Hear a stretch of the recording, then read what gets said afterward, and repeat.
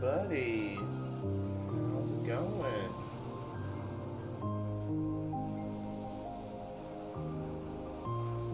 Let me just get this fixed real quick. Get the screen. Boom, bada bing. Let's get right into it, shall we? Kingdom. Alright, so we're in Aladdin's world.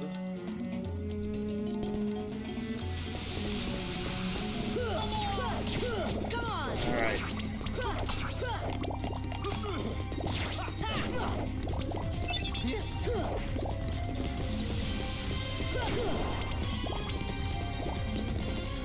It was a pretty early stream and actually came on the wrong... Boom. There we go. I was on the wrong scene.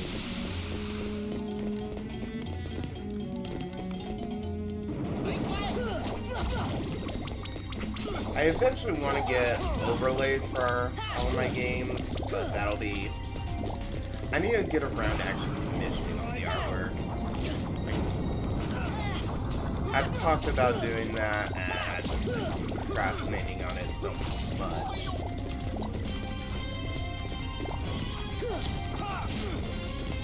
Hello, Mr. Big Bob.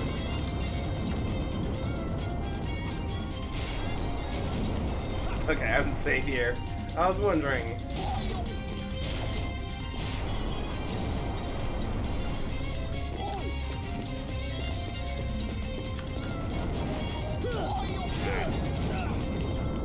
That got a good hit in. His aggro on me, so Aladdin can do the deed. There we go. Hey, cat. Did I wake you up? I'm not sure I want to fall down there. Oh, it's dangerous. As for a cat, you've been a cat. You were sleeping on your own peacefully until I started to dream.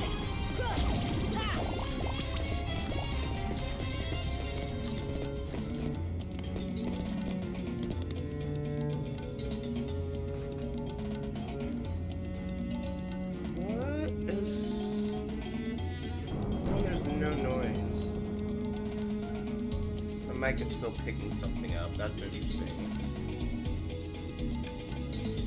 Okay, yes. Hi, cat. Hi, kitty. Hi. You're making the show all about you again. Oops, sorry, Goofy.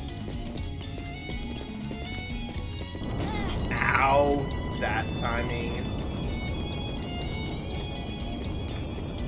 So this leads back to where... No? Okay, yeah, I was here.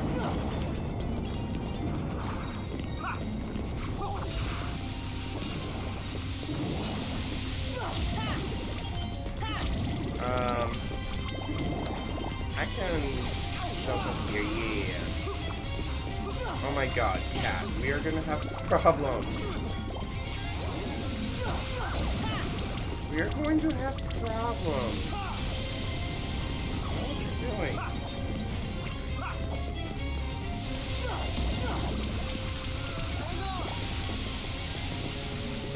No longer in combat. So I'm gonna just...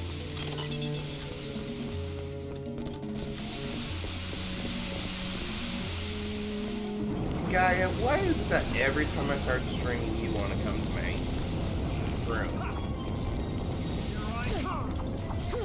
Like, literally, as soon as I hit play, she's like, ooh, he's at the computer. I need to go mess with him.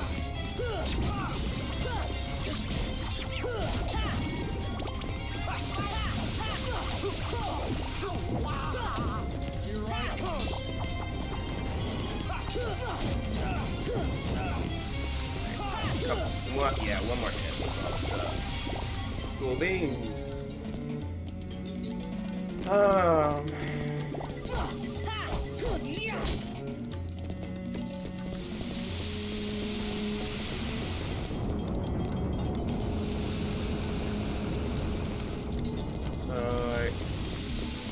go up here.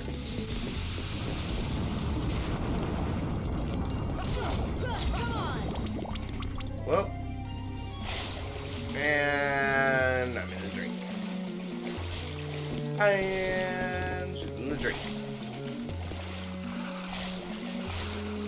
This episode brought to you by Flameo Noodles. I don't remember the line. Oh, a cottage. We got a cottage.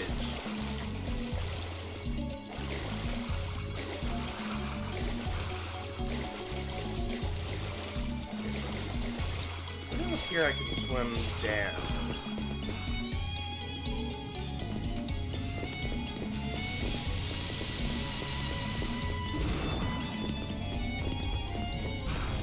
What's over in this door again? I just wanna kind of check everything out. Ow. Oh god. And he's in the drink. There's this cave over here. Oh, that's where I was a minute ago.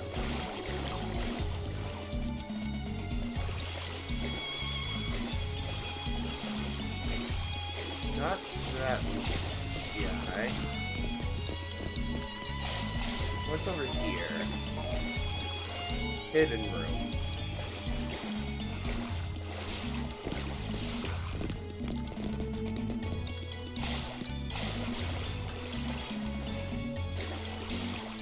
I think I saw, yeah, examine. Pillar probably rises all the way to the top.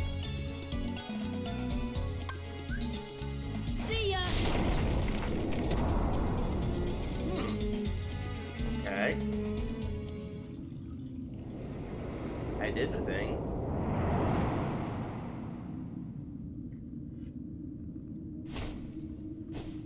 My first wish, Genie. Show me the keyhole.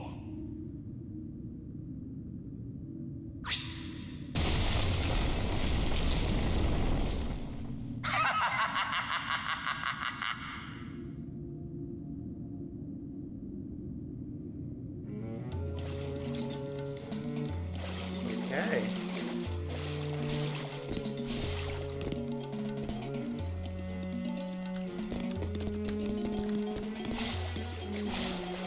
So I did the thing, I guess.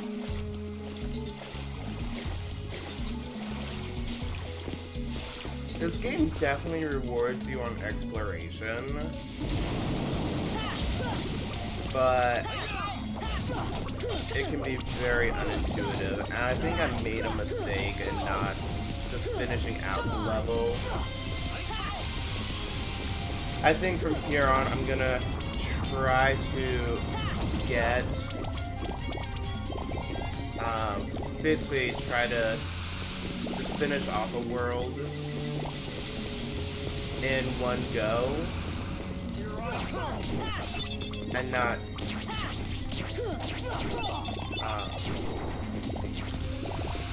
not have it go through multiple play sessions. So if that means I end a session early, so be it.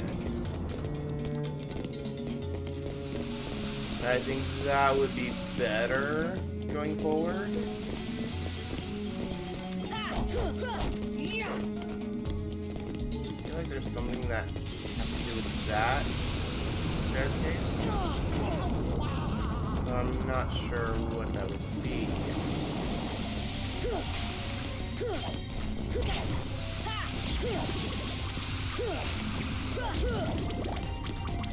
I want to get out of there before the water turns on.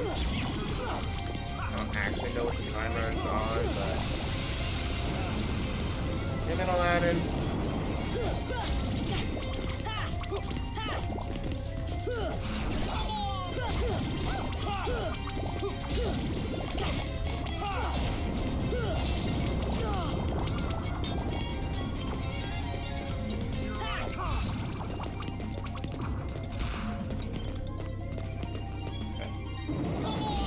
This is the Divine Shrews.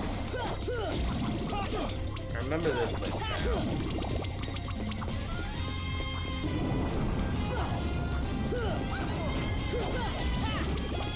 Oh god, the fact that everything is new now isn't helping my memory. I certainly have plenty of money. Ow. Ow.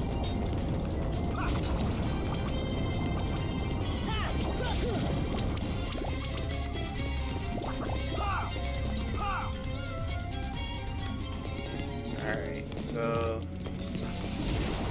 over here. I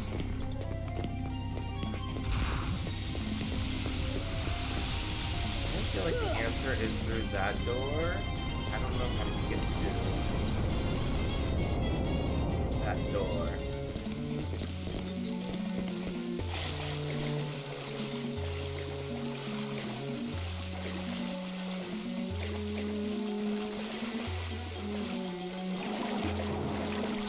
What's down here again?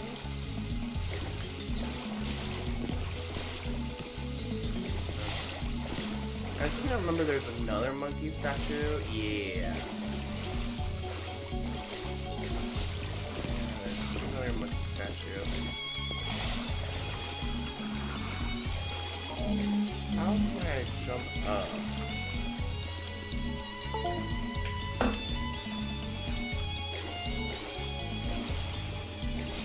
Maybe you don't. Maybe you don't.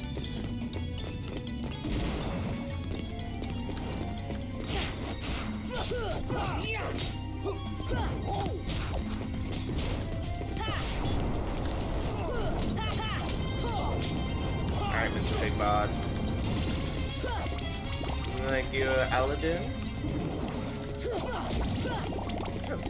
What do you give me? Blaze Gem. Not sure what a Blaze Gem does. So I can always open up my menu.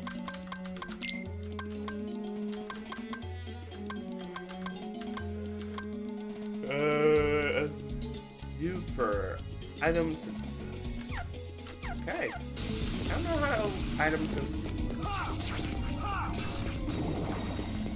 This game is definitely a lot longer than I kind of expected. Oh. I heard the rumble too. I'm like, I know it's coming. You know it is.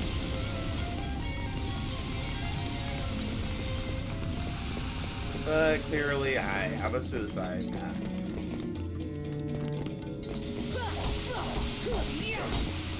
Bada boom, bada bang. Oh god, don't fall. So what's down here? Bottomless hall. Okay. Guys, it's called jumping. Jump up. Oh no, I don't want to break the barrel.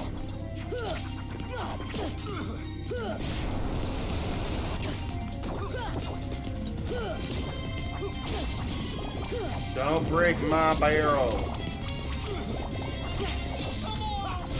I want to use that to jump up. Yeah, there is an item. There is an item and I want it.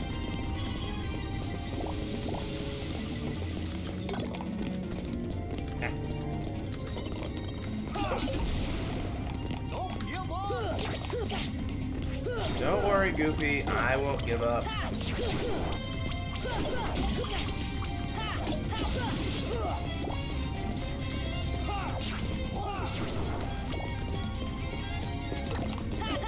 Alright, one last one, and now I can open up the chest. Another cottage. And a mithril shard, apparently. Okay. Ooh, this is new.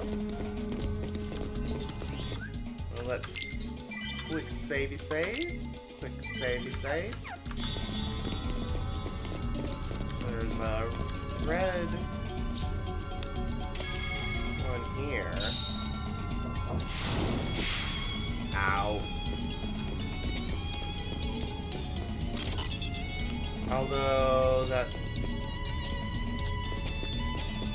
this mean I can jump. Bounce up. Then jump back over here. Jump over here.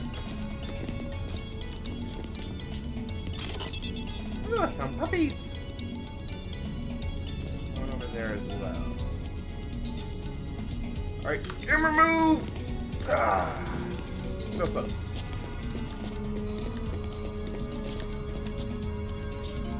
Try that again. It doesn't actually seem to hurt me at all. No, it doesn't.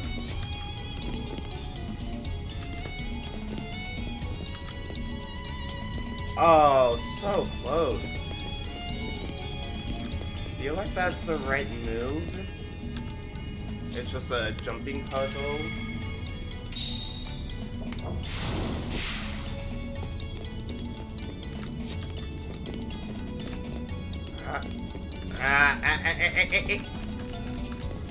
Sora. Sora dude.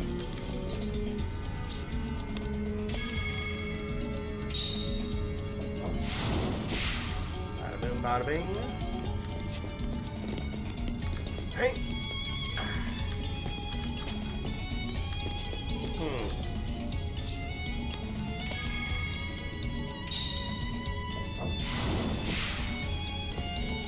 I wonder if I'd even be able to do this without Aladdin. Hey. Oh, I didn't even jump.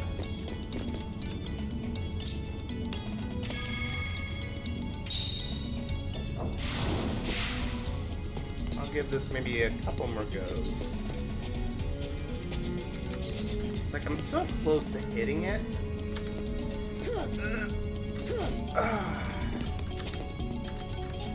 It's like you can almost jump up on your own.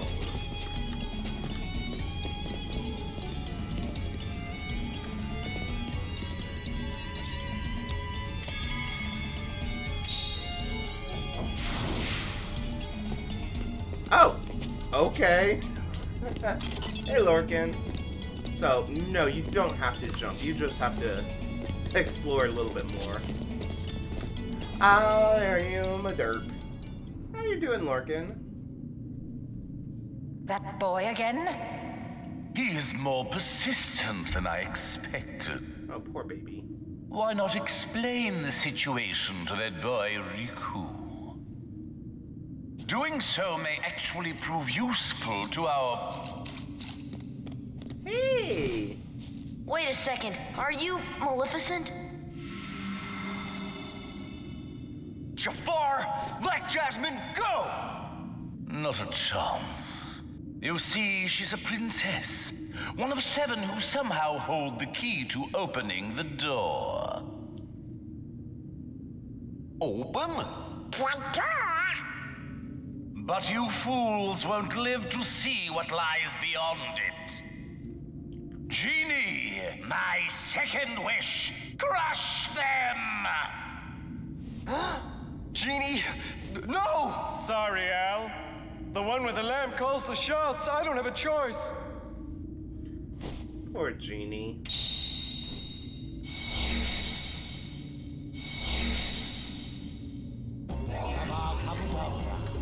So what you're saying is, we've got a boss fight. Go ahead and summon Simba. Any time called for Simba, it's a boss fight.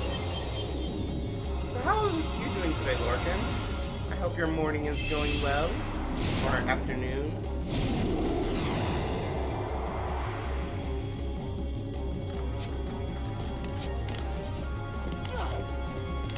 Oh wait, so that means I lose everybody else? Really? Well, that's lame. I'm really sorry about this. That's kinda lame. Watch out. I'm really sorry about this. I'm not sure. I don't think I'll ever get Simba again. pretty sure I'd be better off with the other guys. As derpy as they can be. At least 2 derps are better than 1.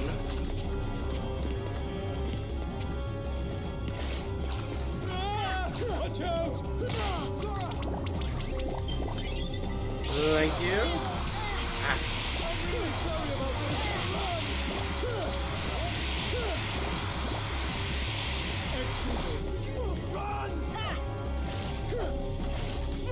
Jafar. Watch out! Oh, Genie, you are such a derp.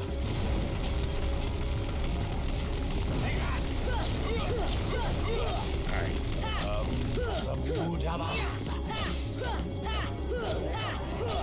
Oh my god, is this really how easy Jafar is gonna be?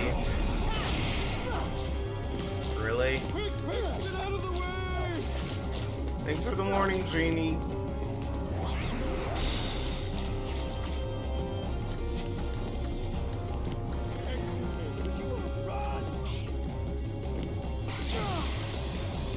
Here's his aggroed on Goofy. That's interesting. Watch out! See ya! Fire!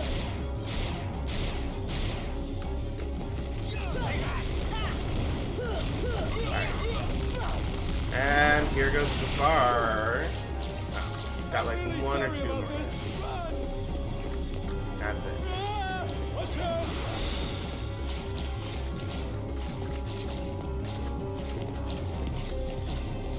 Fire! I'm really sorry about Ow. there, guys. Come on. Oh, that wasn't Genie. I thought that was Genie hitting me. Really sorry about this. Run! Excuse me. Run! I'm really sorry about this. There we go. And another one, boss. Just the dust. And everyone gone. And everyone gone. And everyone back to the dust.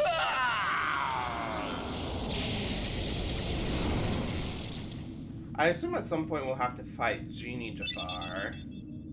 Blizzard has been upgraded to Blizzara. Interesting.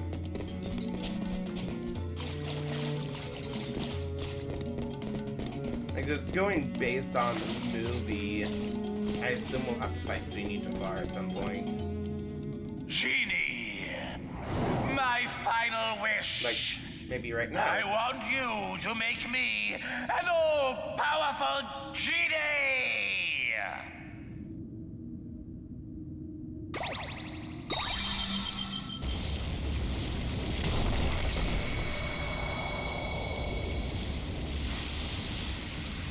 Well, here we go.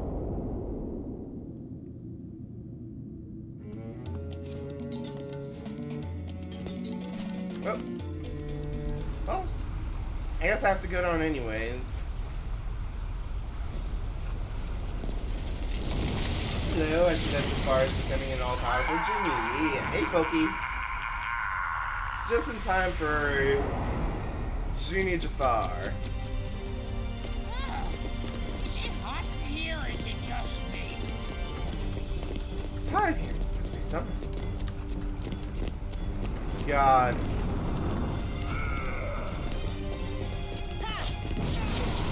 Come on! Oh, I got a few good hits in.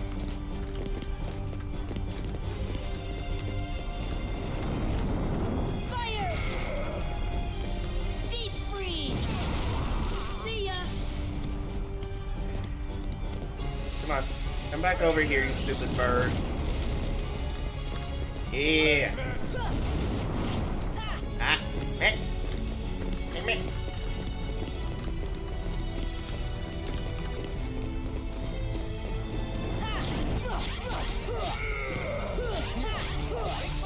Alright. I got a few more good hits on him.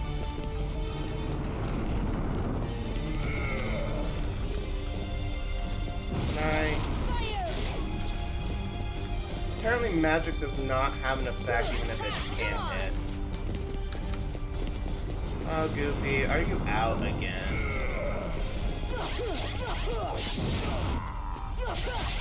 Alright, just take the hits, that's all. Alright.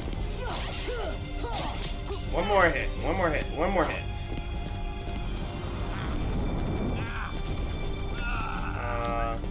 Heal. Heal real quick. Alright, one more hit on the stupid bird. I forget the bird's name. There we go. Yeah, Goofy's kind of dumb in this. He's a useless tank. Okay, Jafar. Back to your lamp.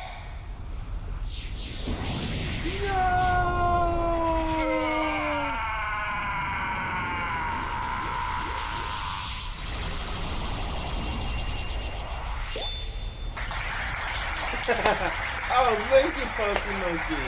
Thank you. Fire has been upgraded to Fire.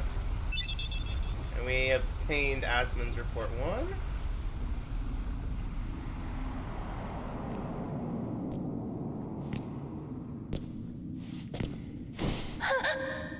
Ruh-roh.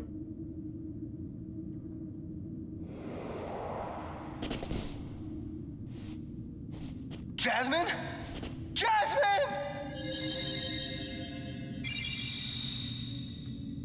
Time to lock another world.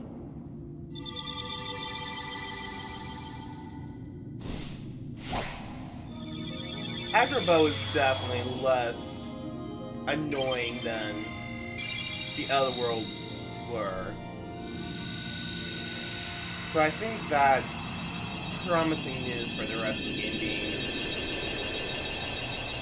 not as annoying as the opening it was. I wouldn't go that far, Pokey, and say it was an excellent job, because I am on beginner mode. And this game does seem to be quite a bit easy. So is this Kingdom Hearts? Yes, this is Kingdom Hearts 1. Whoa, we better get out of here! Jasmine!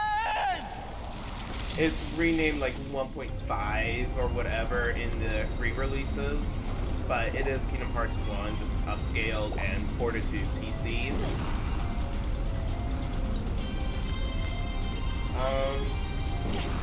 Just avoid getting hit.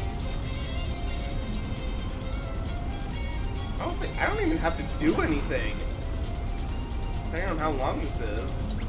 This is steering itself.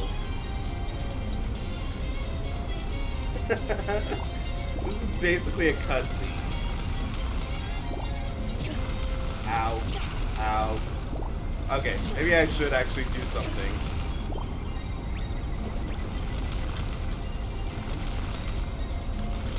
There's really not a lot I can do, though. Aladdin told Sora, I can show you the world. Shining. Let me pull up the lyrics.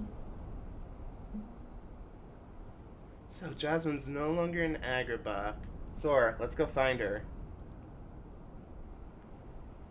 I can show...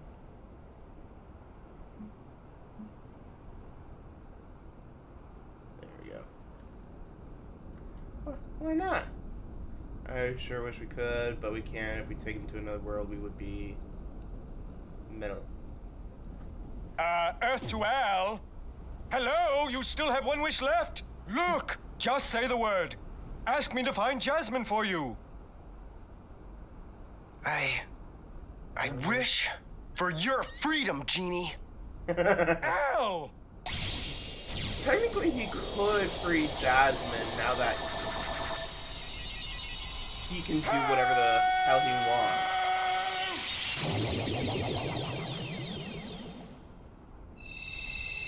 Like, he's still all-powerful, right? A deal's a deal, Genie. Now you can go anywhere you want. You're your own master.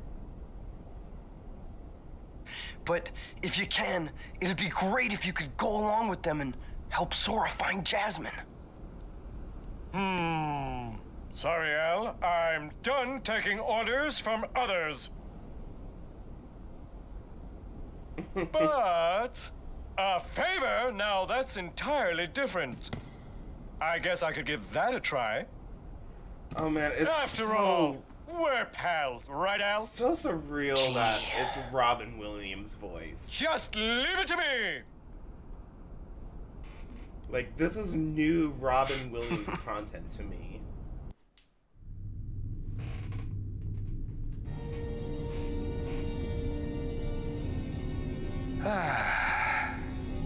Alright, That Trader Boy, smarmy Vizier what's could up? have had him. If someone had stuck around to give him a hand. Hey, I did my part. I brought the princess, didn't I?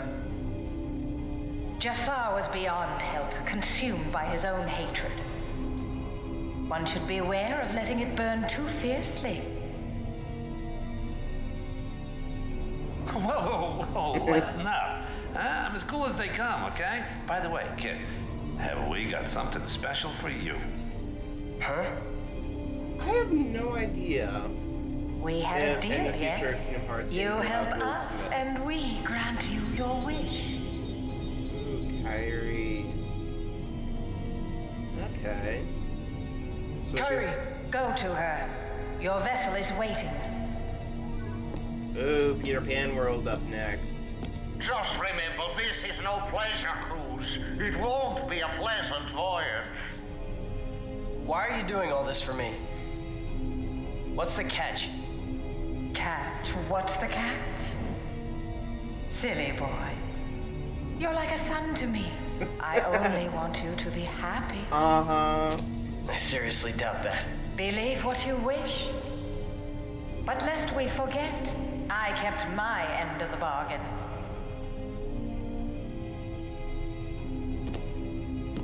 Yeah, I have to imagine they either will have Will Smith voicing them, they'll do like an AI deep fake of Robin Williams, or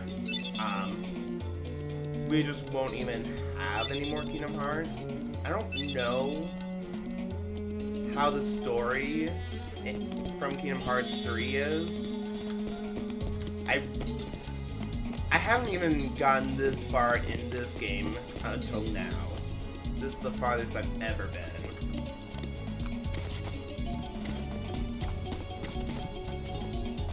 Travelers is strong, but Shadows does return.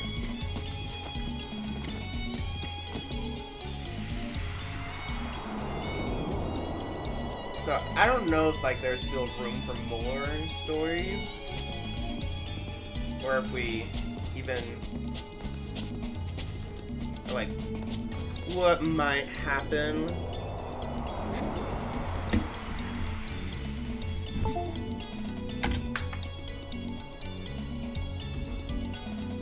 Alright, so where's a place for me to get to the gummy ship?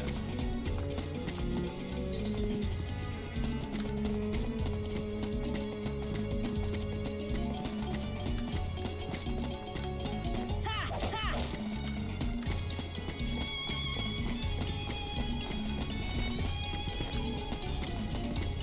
Why is there not just a place out by the city gate for me to get to the gummy ship? I think there was one in Aladdin's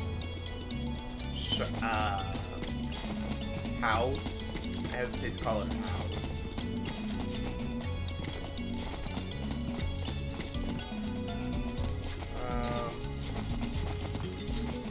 Jump.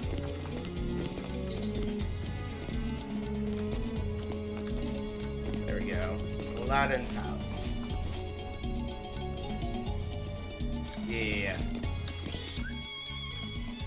Let's do a quick savey save.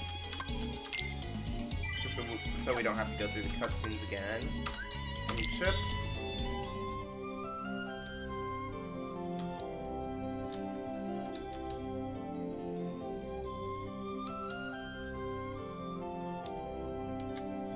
So I guess it wants us to head back. Alright. As long as it's easy enough just to warp there.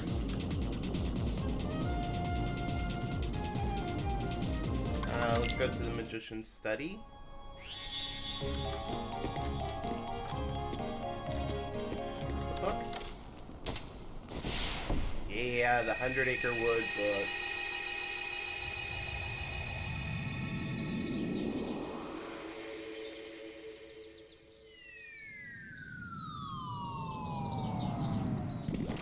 What the? What?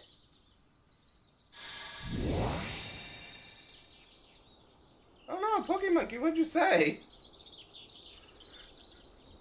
Why did you get timed out?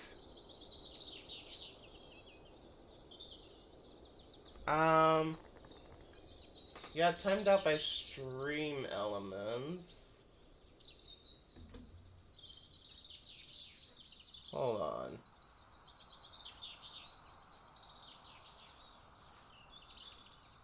Mute this tab real quick. Channel. Mod view.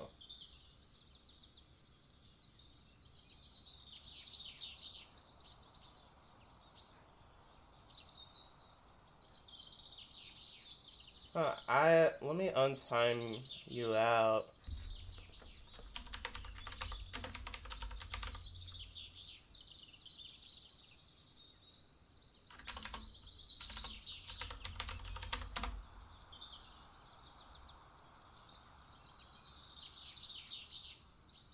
Ow. Help if I could spell your name right.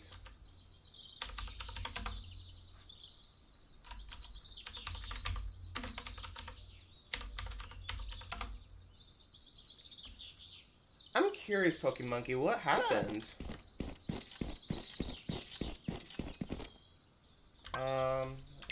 I said Winnie the Pooh. Okay. Why did that trip? I haven't. I don't understand. Sometimes the bots just do not like people, apparently.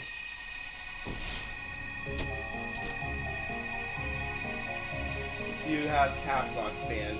Oh yeah, caps are banned. Yeah, that would be why. I got too excited. Yeah, I think as long as you have some characters that aren't in caps, you'll be fine. And I'm always willing to pop into mod view and unban. A lot of it is mostly for spammers.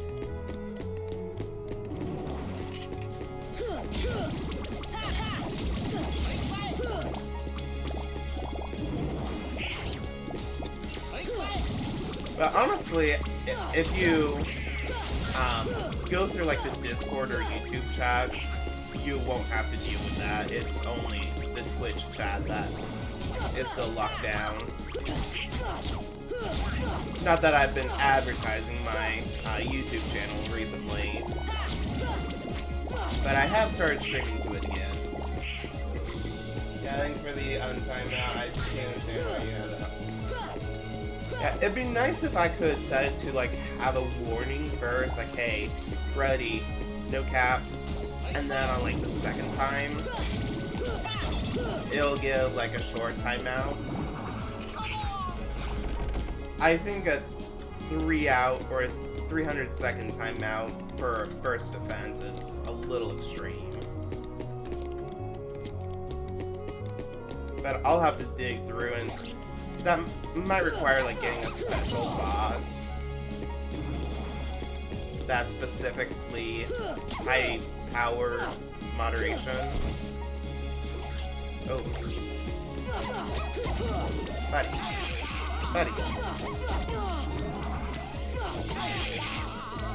Being targeted! I believe I also have a... Okay, these monkeys are beating me up. Wow. Look at that. Donald and Goofy are down for the count. Again. These guys are useless. What's your favorite Pokemon?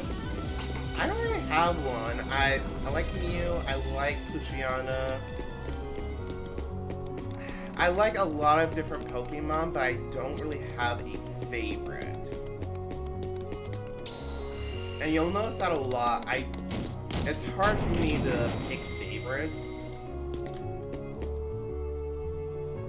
Oh! Awesome, awesome! I found puppies!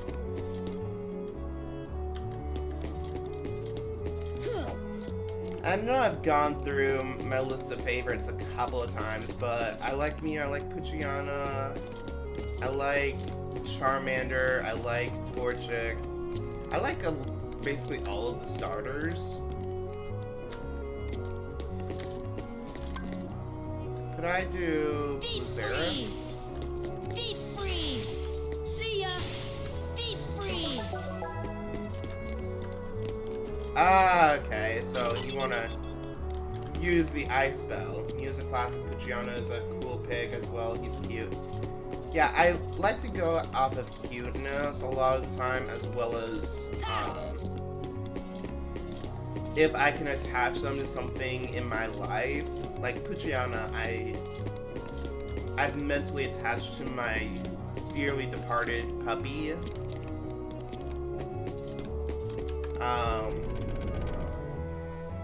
Eevee, I've kind of attached to my kitties. Oh, there's a chest up there.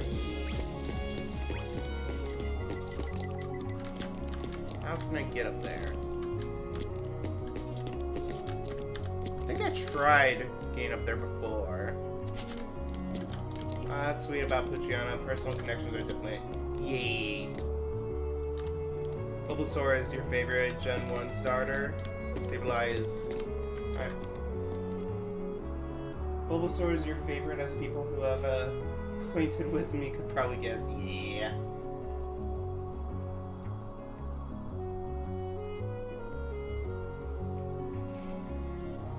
I don't really know any of the Pokemon past Gen 3, as Gen 3 was my love of Pokemon. Whoops. Back to Kingdom Hearts. My love for Pokemon is very specific to Gen 3, in so much as I got my first Pokemon game, Sapphire, during a really difficult time in my life, and it helped me through a lot.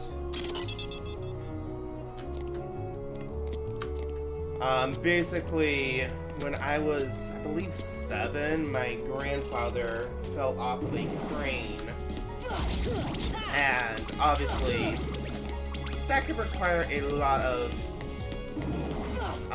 hospital time when you hit your head on a fall like that, which he did hit his head on the way down. And basically my mom and my grandmother gave me and my sister our first Game Boys and a few games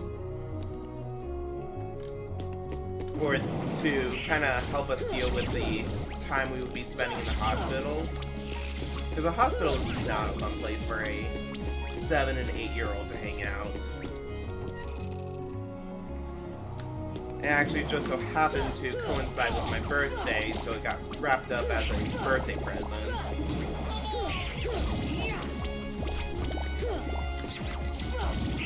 But, my love of Pokemon is very much tied to getting me through that time in my life. So when people ask me, like, what do you think of the future generations? Are you going to play future generations?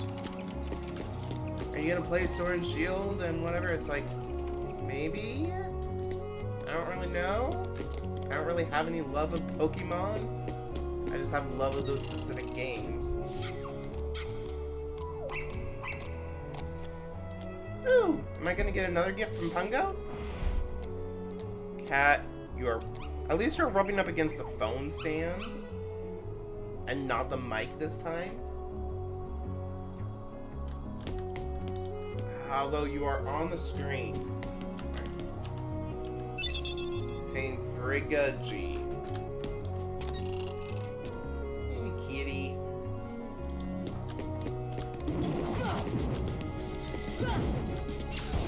And pretty much anything Game Boy Advance era, I tie to that specific time period. If it's not a game that I had during that time, I don't really have any love for it, and it's honestly kind of difficult for me to get into, I've noticed.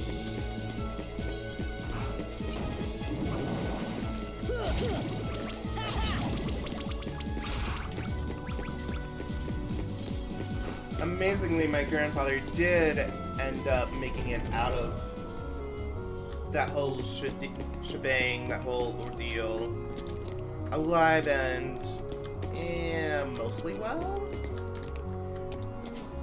Oh, you can get up here. Is there any secret? Like, this would be a perfect place to hide a secret chest.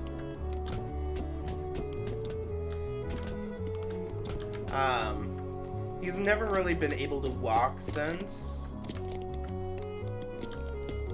but he is still alive. He did make it out just fine,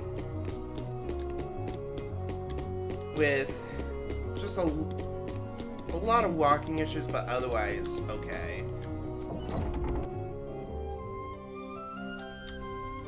I'm not really gonna deal with looking for more Trinities to open up.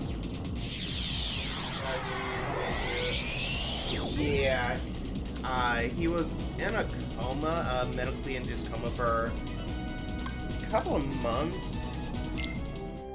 I'm stretching my memory quite a bit. Which way do I want? Let's go this way. It doesn't have yellow stars.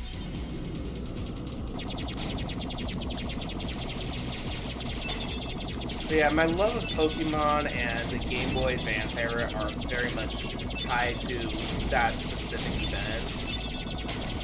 The DS era, what little I played with it, is better. It's more of a neutral emotional standpoint.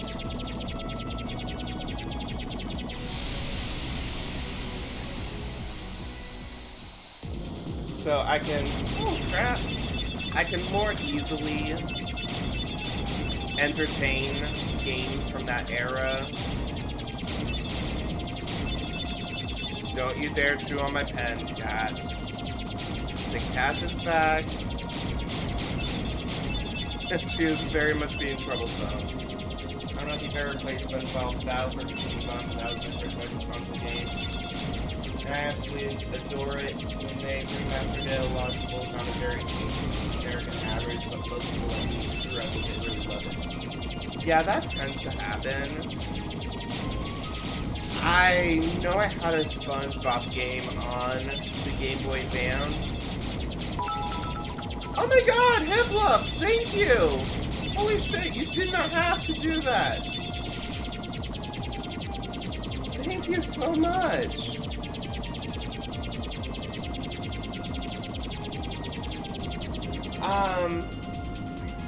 I totally forgot what I was saying.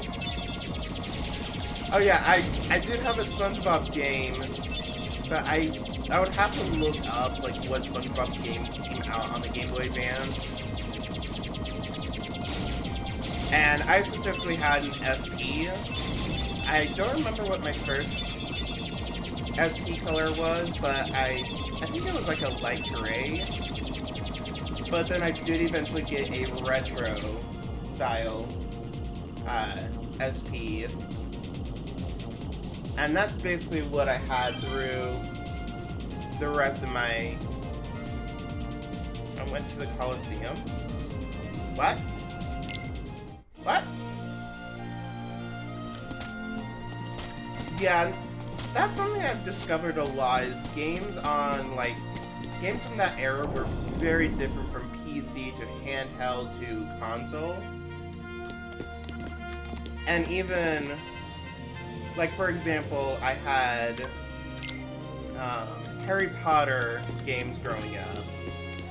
And it was an entirely different game whether it was on PC or PlayStation or Xbox. All of the games are completely different. Yeah, I guess I shouldn't go through the wormhole. I 100%ed Battle for Bikini Bottom on GameCube, but not rehydrated. I did beat it though. Cool. I never really cared much for completion growing up.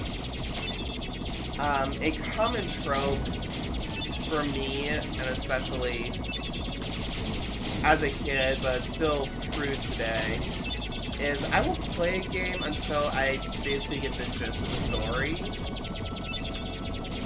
And then once I've gotten through the bulk of the game, I just kind of give up on it.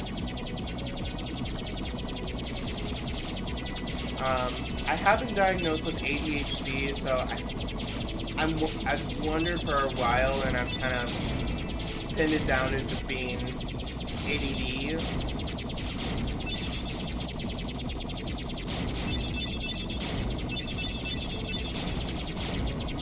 But 3D platformer versus 2D platformer, both good though. Yeah, it's hard to do a 3D platformer on the Game Boy, so I could totally see them scaling it down for the Game Boy. There's actually a game I want to play at some point for the GBA called Heroes of Might and Magic. I grew up with that game on PC, and I discovered, maybe it was last year or a couple years ago, that there was a GBA port for Heroes of Might and Magic 2. I don't see it being all that well polished. I can see it being a little bit confusing to have with the different controls, but I think it would be fun to play. That Hero, I am only a completionist if I really love the game. Honestly, I only beat like 1 in 5 or less games I play. But a lot of the time, if I do beat it, I'll try to 100% it.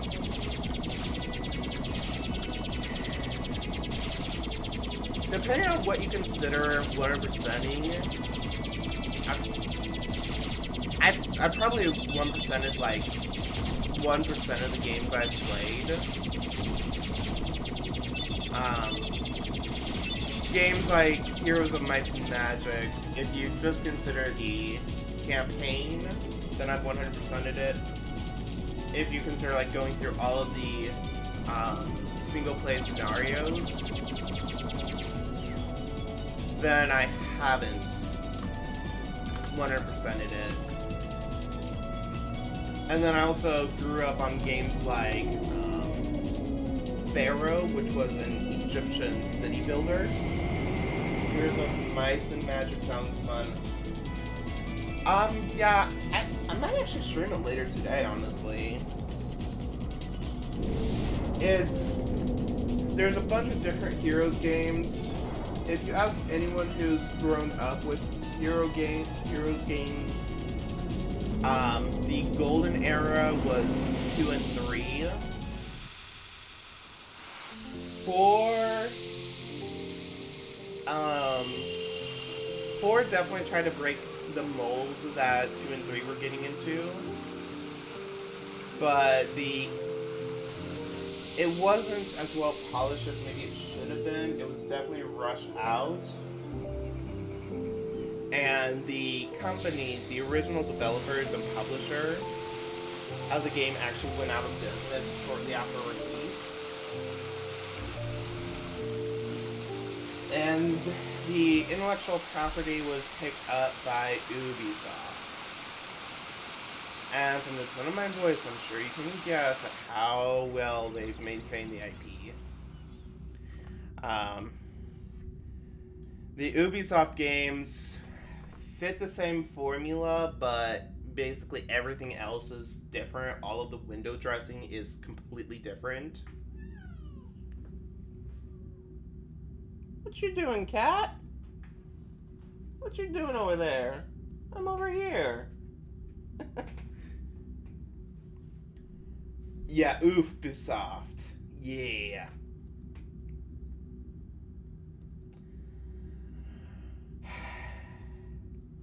I acknowledge Heroes 5. I do not acknowledge any Heroes game after that. I think they're up to like 8 now. They actually changed the naming a little bit and went from Heroes of Might and Magic to Might and Magic Heroes. Hey, Sora! Are you okay? What are you guys doing?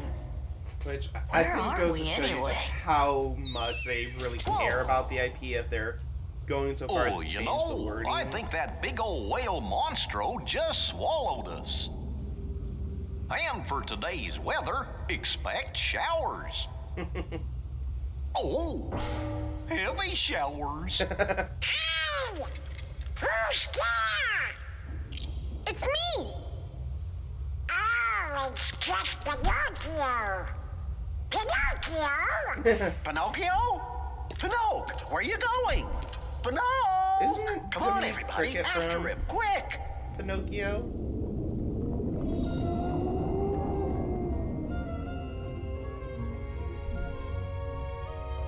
I don't know if you can hear my cat rubbing up against my mic stand, but she's wanting to make sure it is cleaned.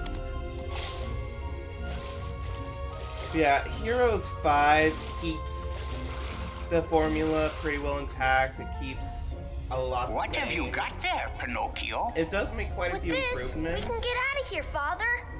which is why I'm willing to acknowledge Really? it, With this even though big the block, window you dressing think is so? very It's true. different.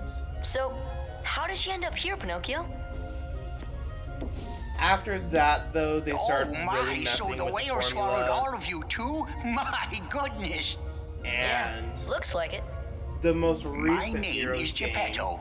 I'm they actually Pinocchio's father. abandoned while When they we were got still separated, I traveled all over looking for show-stopping, him. game-breaking Thank goodness bugs, we're together very well again. documented by the community.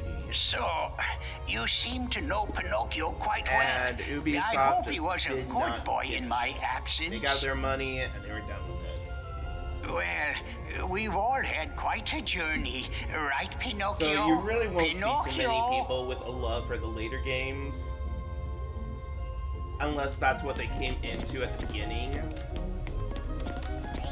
Let's go ahead and quick savey save.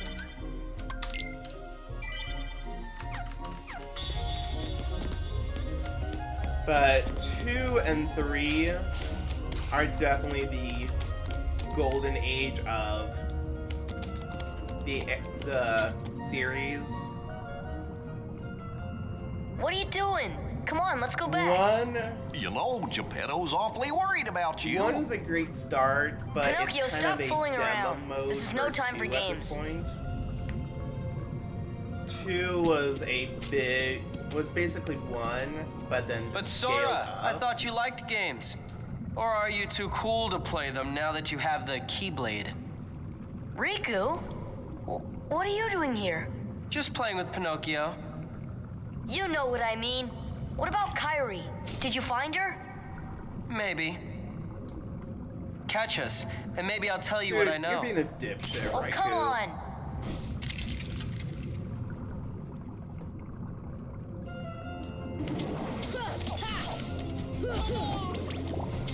I'm glad my instincts were right, although whenever you have a love triangle set up, you're inevitably gonna have one turning against another. And they definitely did set up for a love triangle with Sora, Raikou, and then Kairi.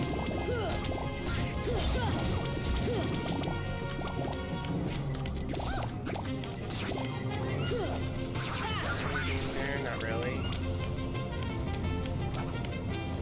I have actually done 1 or 2 streams of Heroes 2 on Twitch. You'll have to dig for them though.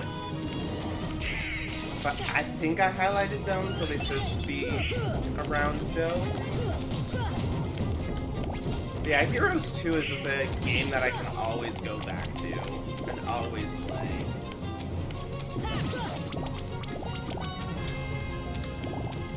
Unfortunately, it did get released on GOG.com. Back when GOG meant good old games. So if you want to pick it up, it's well worth it. It goes on sale very often.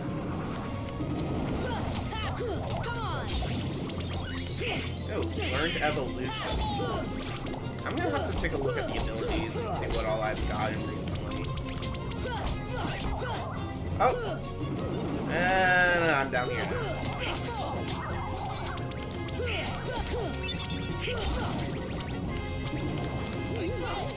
But a lot of those late 90s games are what I grew up on, between Heroes, which I believe came out in 96 or 97. So I was a little bit late to it.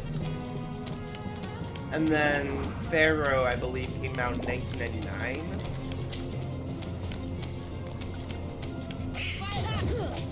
And I'm sure this will be a name you have not heard in a long time, but Pharaoh was made by Sierra Gaming.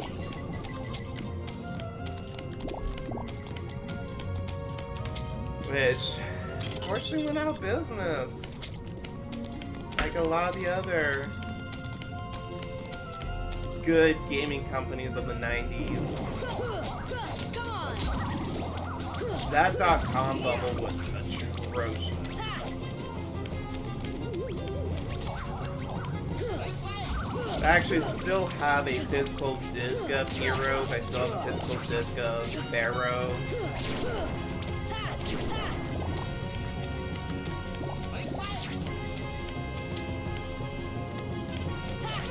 And unfortunately, they don't work on modern systems because they were made for 16-bit processors, and Windows no longer has the ability to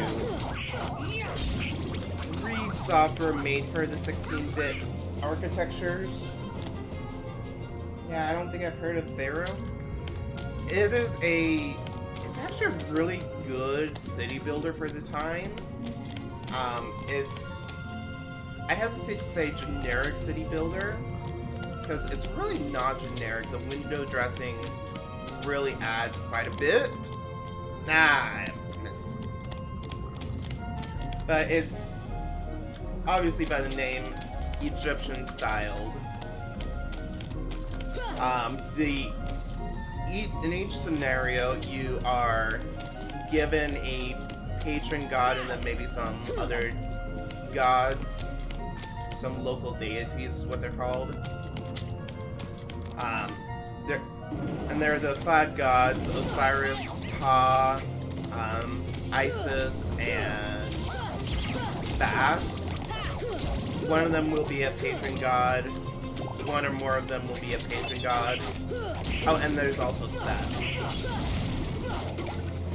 And the nice thing is that if you keep them happy, they will give you rewards, and if you make them upset, they will harm you. So the gods actually have an active role in the game.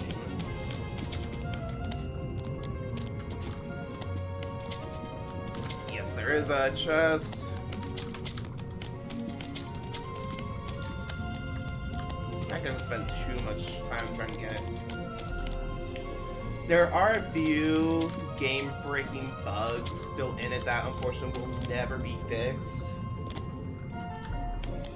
One issue is that when the game tracks or simulates aging,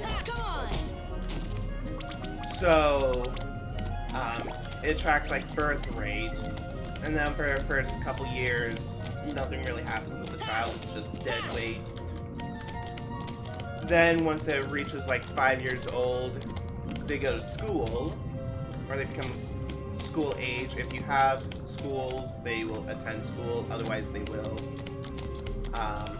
start working.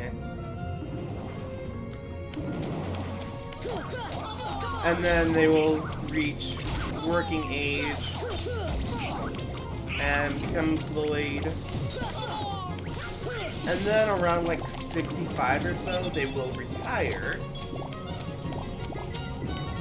And unfortunately, a few people will live to be 100, at which time they are immortal. They still take up food, they still take up living space, but they aren't working, and they don't die. So if you have a city last long enough, eventually things will start to fall apart because you have too many people who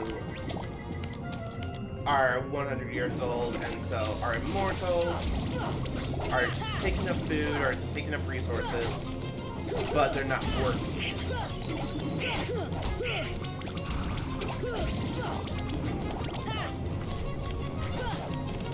Unfortunately, when Sierra went out of business, the source code was lost.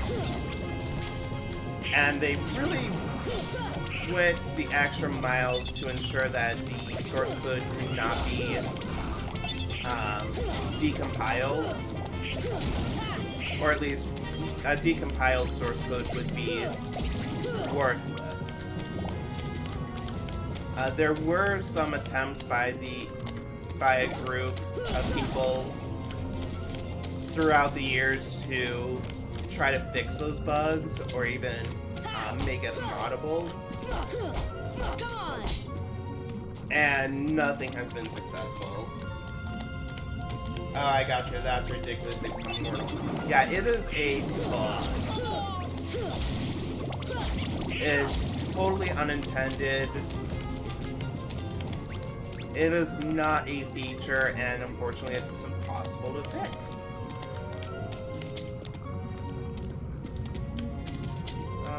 I'm just gonna keep on going forwards. I have no idea really where I'm going. And I'm down here. But beyond that, it is a very great game, and you can have cities last a long time even with that show-stopping bug. And the workaround is basically just reset all of your houses every so often. I believe that'll basically force everyone to move out.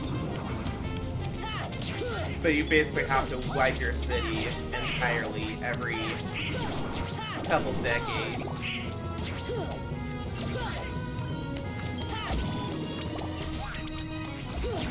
And that's one of the reasons I am big into open source software.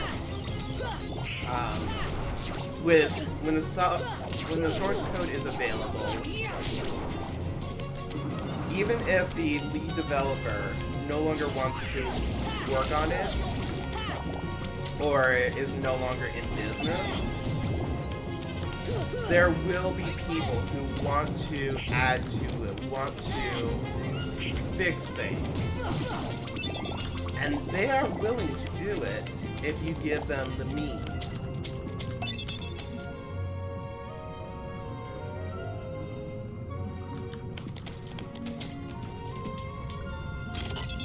Ooh, puppies.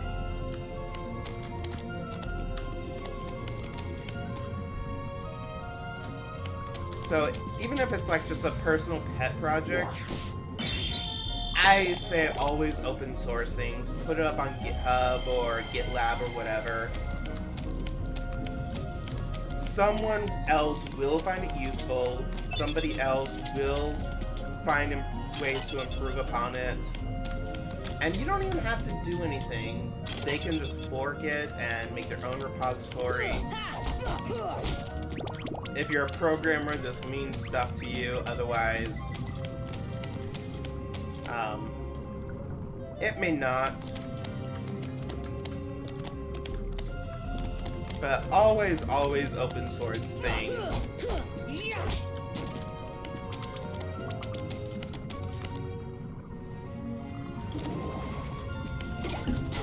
the more open you make your content, the more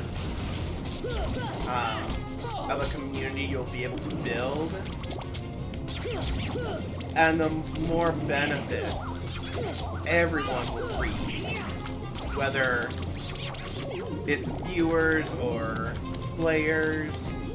The more open you are, the more everyone can enjoy what you make. Let's go to Chamber 4. And yes, I am Why do you completely still lost. care about that boy? He has Hey, all but I deserted apparently you jerked my for way the through. Keyblade and his new companions, after all. I don't care about him. I was just messing with him a little. Oh, really? Of course you were. Beware the I absolutely darkness will in your do heart. a Pharaoh playthrough at The some point. heartless prey upon it. I might Mind your own business. replace like one of my Pokemon days with it.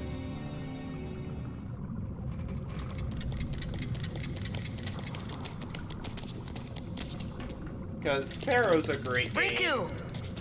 What's the matter with It you? deserves all What are you the thinking? love. Don't you realize what you're doing? I was about to ask you the same thing, Sora. You only seem interested in running around and showing off that Keyblade these days. Do you even want to save Kairi? I do. Ah! What the? What? Alright, let's go ahead and quick savey save.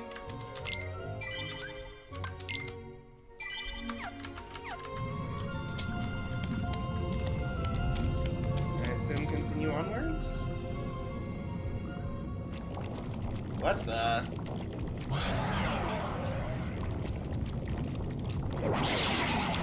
What the hell? That totally looks like a Pokemon. You up for this?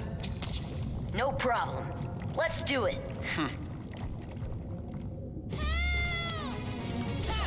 What kind of Pokemon is this?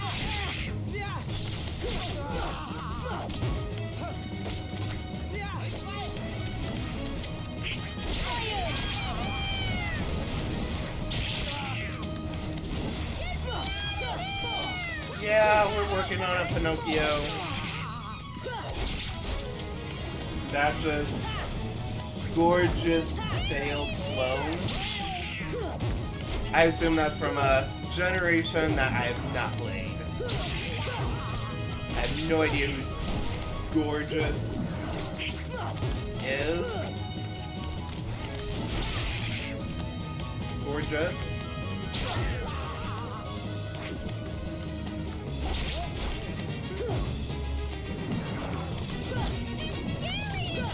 There we go. In Jack Snyder mode.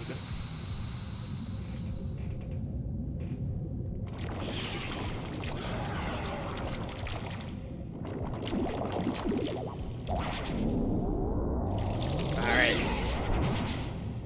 What's gonna happen now?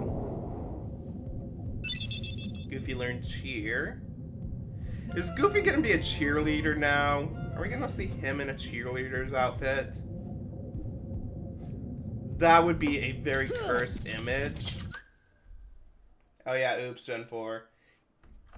I'm interested in learning more about the other Pokemon games. I just don't know them. Nothing wrong with them though. Oh, yeah, I would like that. I will probably play them on stream at some point, but it's just a very low priority for me right now. Yeah, let's equip that.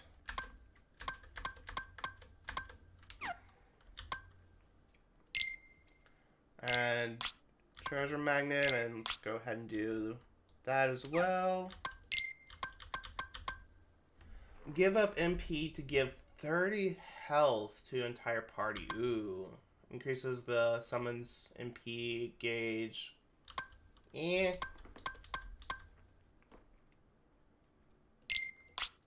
Do I have any AP ups?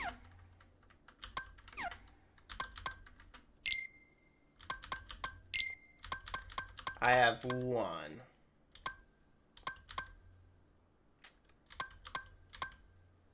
Restores all HP. Okay. So tent, camping, and set, and then cottage is how it goes. Alright, I'm gonna have to buy some, see if I can find some AP ups. Geronimo! I hate to be that guy, but newer Pokemon games don't have the same charm for me as the 2D ones. I would definitely recommend Gen 4 and 5. Pinocchio! Pinocchio! Please, give me back my son! Sorry, old man.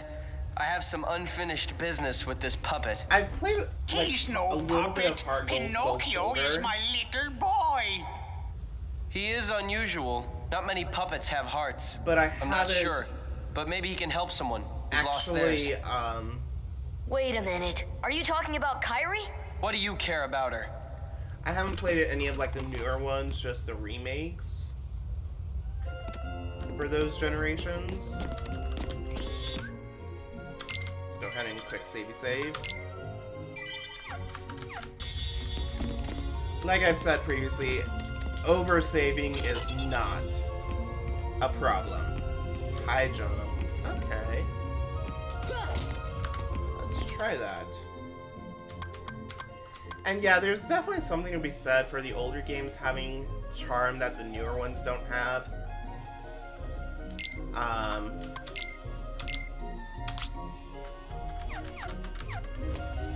much does that improve my... Oh, that improves quite a bit.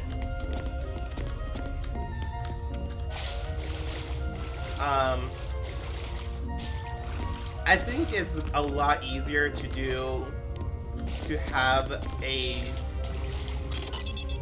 undefinable X factor, undefinable charm to a game when it's two-dimensional.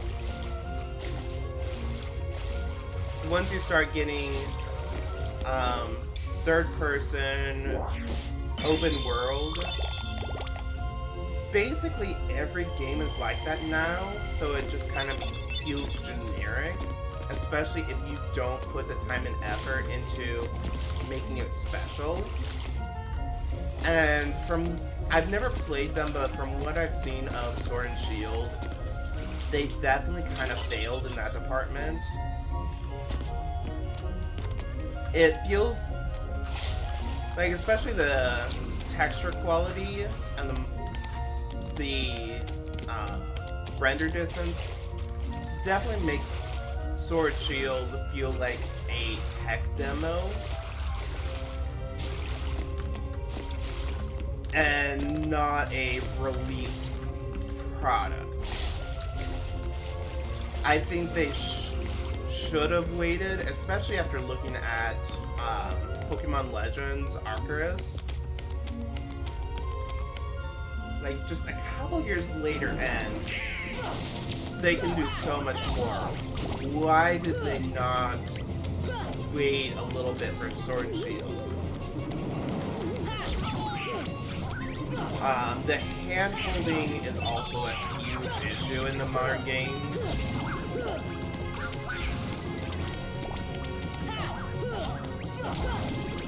I think they're trying too hard to make the game for idiots. When, if you look at games like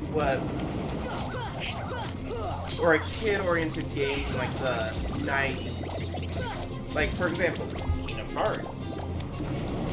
Kingdom Hearts was very much made for like preteens and younger audiences. Especially with how cartoonish everything is.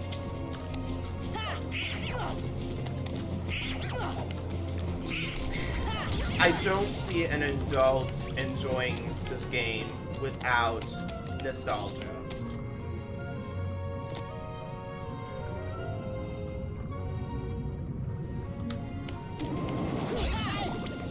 But this game has no hand-holding. You've got the tutorial, but after that, everything is on you. Where you go next is often hidden in a single line of dialogue. There's no map. There's nothing to help you. And this was a very popular game of the time. Kids are more clever than people like to give them credit for. Speaking from my own experience, when I was growing up, firewalls were just starting to come into schools as ways to block students from accessing content they weren't allowed to, like, say, gaming sites or YouTube.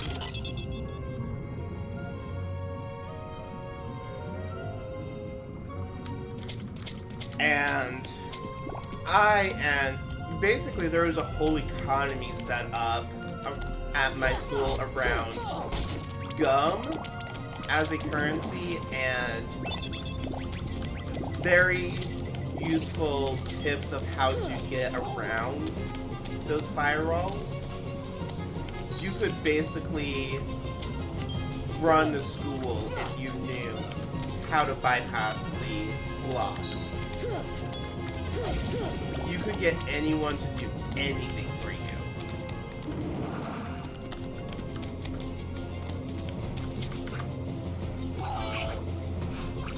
Reku's a jerk.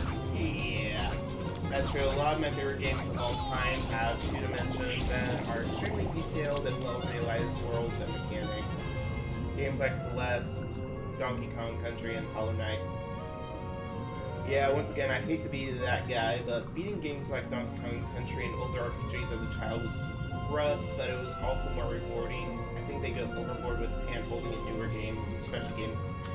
I agree completely. I think there is something to be said for making games a little bit easier, but at the same time,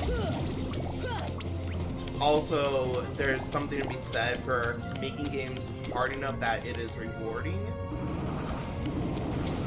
For the record, I have no idea where I'm going. As something else that you kind of lose is when you go into the 3rd dimension, you start having to deal with different camera angles. Like, just look at how much the camera is moving around right now. Or things like Super Mario 64.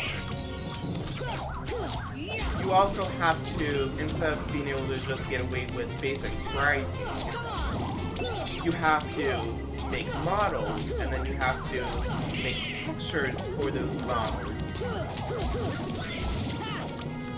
And you have to have everything line up. Even just a few pixels off can ruin the game and make it difficult to play. I think easy modes and optional tutorials or well-implemented concise tutorials are great, but when you're halfway through a game and it's basically telling you, yes, 100% agree. Am I able to jump here now? Yeah.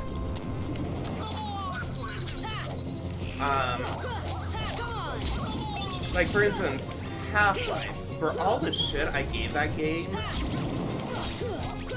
and I feel it was well-deserved shit, but it had no tutorial required. You start up the game, there is an option for the training room, but if you do not go in the training room, it just starts you out in the game. Now, you could say that the first level or so is a tutorial, and I would kind of agree with that. There's a point where you have the head card in a contained area, so you can see its attack mechanism. You can see how it moves, but it's still safe. It can't hurt you.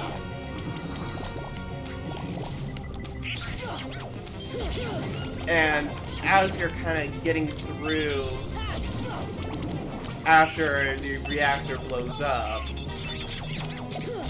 it walks you through all of the controls, jumping and ducking and attacking in very safe environments. Difficulty is kind of catch-22 because if you make multiple difficulties, you often lose the fine-tuned combat and mechanics because you just can't perfectly align a game for 3 or 4 difficulties, but making the game a single difficulty and it being too hard or too easy. Don't crash. Damn it! Game crashed. But making a single game difficult, yeah. I'm just gonna full screen OBS. So that way, maybe I don't have to alt-tab to read the comments. Yeah, game crashed. Warning, if you play Kingdom Hearts, it is very crash happy if you alt-tab out.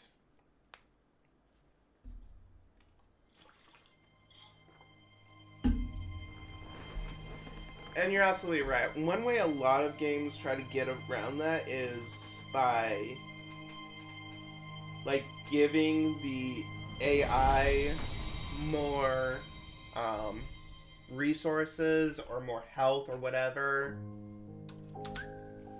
Basically buffing the stats. And that can be a decent way to a point, but looking at like Civ 5, that game, once you get into the higher difficulties, it is very obvious that the AI is cheating. They are getting resources they should not have. And that also helps to takes away from enjoyment as well. And you're like, hang on a second. I am playing this game perfectly. How is the AI able to do more than me?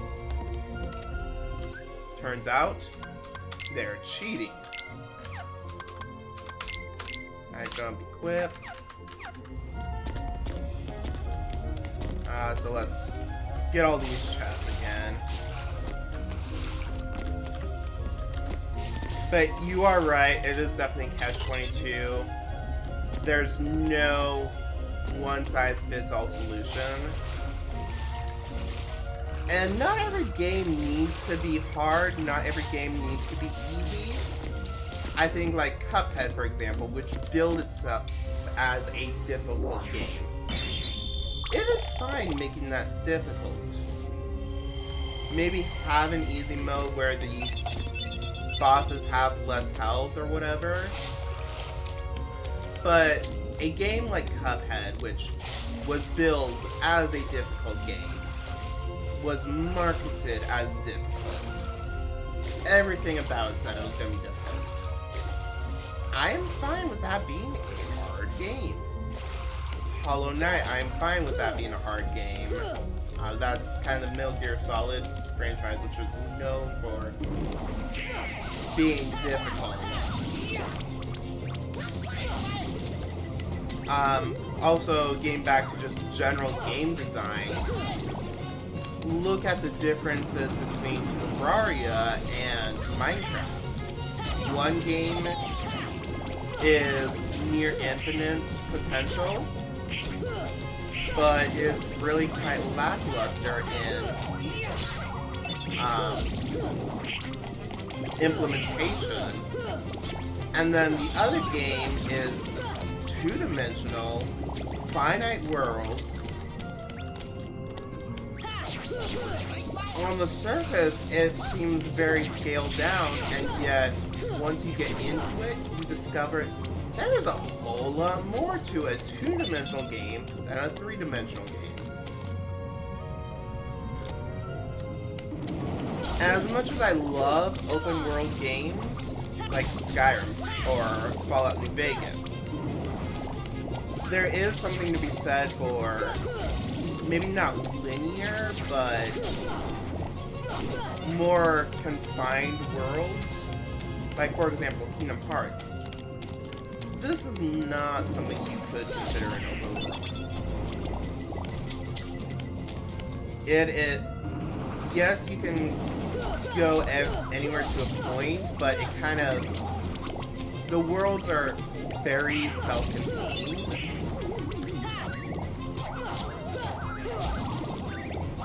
There's definitely a spectrum. It's not a binary option between open world and non-open world. And I guess Kingdom Hearts is a bit on this, on a... Yeah, Seer Cruise, because I love playing hard games that were meant to be hard. Games like Jedi Fallen Order, Witcher 3, which are designed to be played in the middle difficulty, aren't fun to me. And the hardest difficulty because they just ramp up enemy health and damage output rather than actually increase. Yes. That's a lazy way out. I acknowledge programming different AI styles is difficult and time consuming, which means it costs a lot of money. So I can't necessarily fault them for that, but I do acknowledge it is problematic. And that's kind of the same way like Civ 5 went. The mechanics are all the same, the AI is the same, just the only difference is how much the AI is allowed to cheat and get free resources.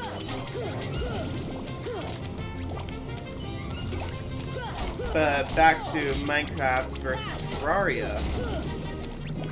Minecraft is almost hobbled by the fact that it's infinite worlds.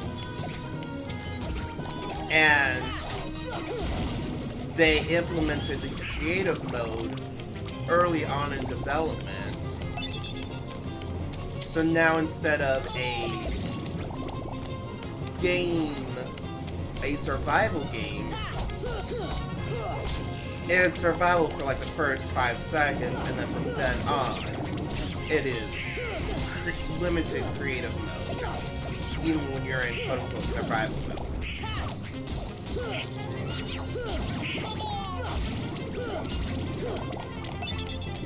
Whereas Terraria still does not have a true creative mode in so much as you basically start off with all resources, fly around, etc., etc. The closest Terraria gets to Minecraft's creative mode is once you get a certain amount of resources, once you get X number of a thing, you can duplicate those infinitely. So like, once you get 100 blocks of dirt, you can now get infinite blocks of dirt. You still can't fly without using wings or whatever. And you still have to get those wings first. Minecraft creative mode is a very fun and chill way to play for me sometimes. I haven't dabbled in Terraria, but it seems cool too. Maybe my issue is just I'm not very creative. I prefer the survival aspects, the combat mechanics of Minecraft. On my server, we are in hard difficulty. Everyone is in survival mode.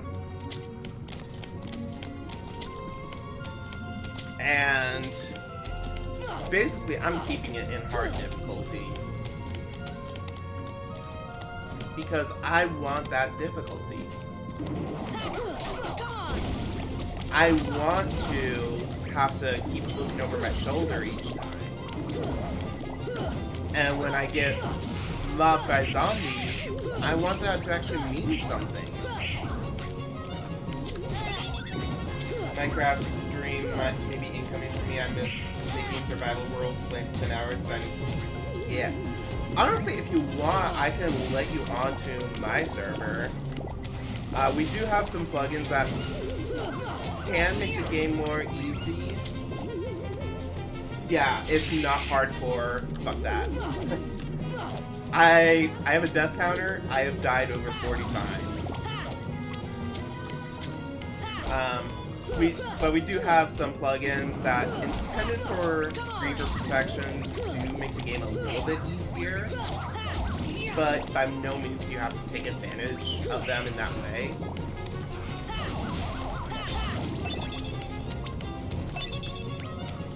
And then, I also have like a plugin that when you chop down a tree, it destroys the entire tree instead of having to break each block. That's cool. I have a lot of games I'm trying to play, but I feel inspired to do. Yeah, I have a huge list of games I want to play too. Like, I want to play all of the Kingdom Hearts games. I want to play Minecraft. I want to play Pokemon games. I want to play Pharaoh. I want to play Heroes. I also want to play Civ 5, but at this point, Civ 5 is royally fucked for me.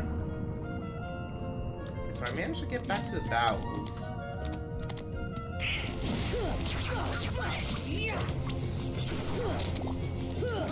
So I just kind of dirt my way through again. Now that is just good game mechanics. Like, I have no idea where I'm going. I am totally lost. And you know what? Just kind of derping my way through got me where I needed to go.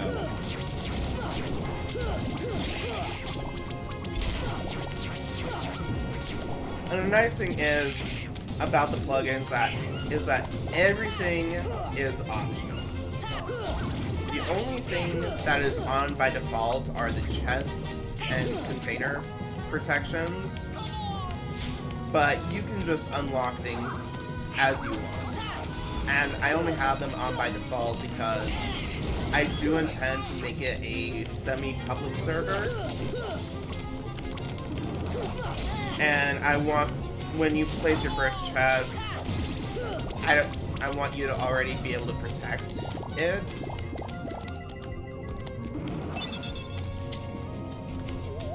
But, like, the tree thing is off by default. You have to specifically enable it for yourself. You don't have to use the teleport function. You can even disable that for your residents.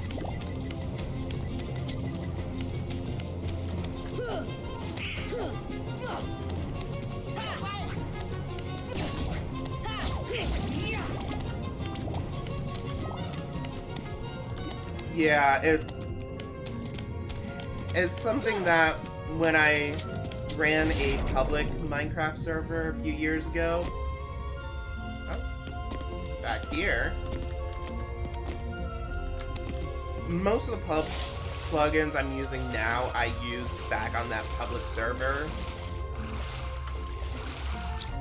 in very similar configurations. So it feels pretty natural to me.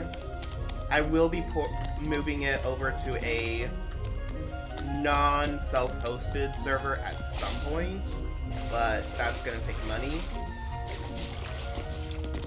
And money is one thing I don't really have in abundance. Yay, minimum wage jobs. So what am I actually supposed to be doing? I don't know if you're a Donkey viewer, but he has great videos on difficulty in video games. Just thought about that since we've been no, I don't know Donkey, but yeah, it's really easy to go on little TED Talks about stuff like that.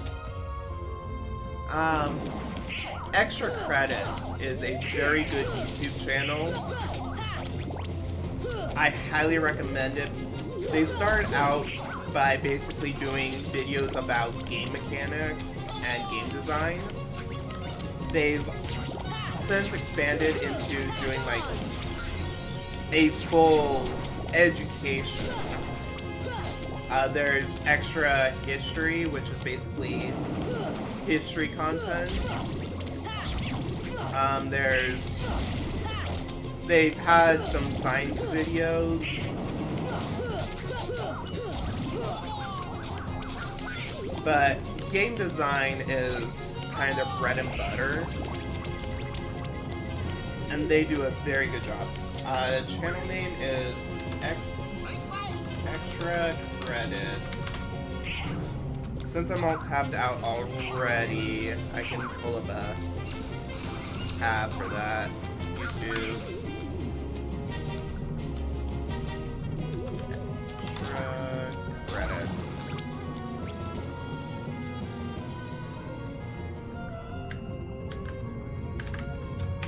Oh, it's credits with a Z in the URL.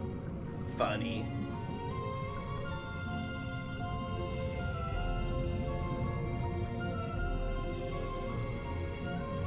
And for a lot of content, they are like, well, you can go one way and you can go the other. What are the pros and cons of that?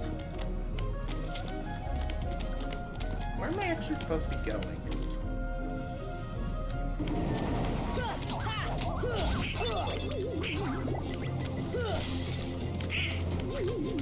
But for anyone who's interested in like game development or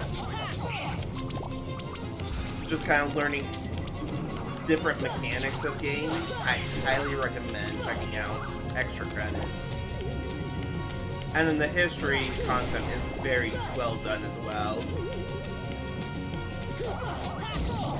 It does suffer, the history does suffer a little bit from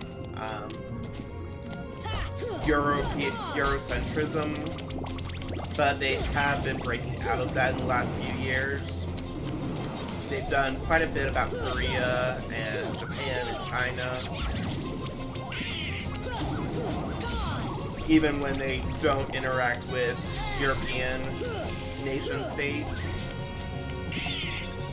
And then, to a smaller degree, but still growing, they've also been doing African content, African history. They definitely have acknowledged that their earlier history content is very Eurocentric, and they've been trying to fix that, which I like. But it's also easy to do that when you are a bunch of Americans of European ancestry. I believe, from what I've seen of the team, it does seem to be quite European history heavy. But they are, that is the one qualm, and they are fixing that.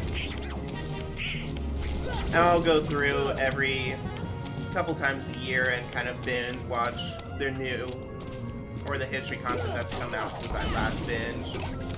Do I have, okay, yeah, I can jump up here. I'm trying to figure out where I need to go.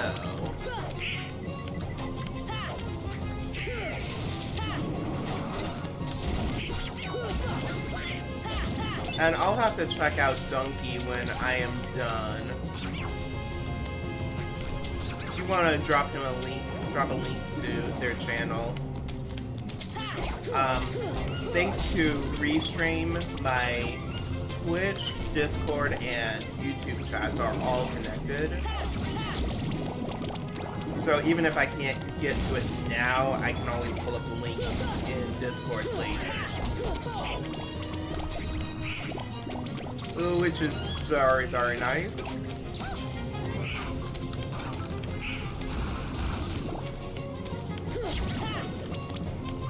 Monkey Thingy video game Donkey. Interesting. Another torn page. Jump too early.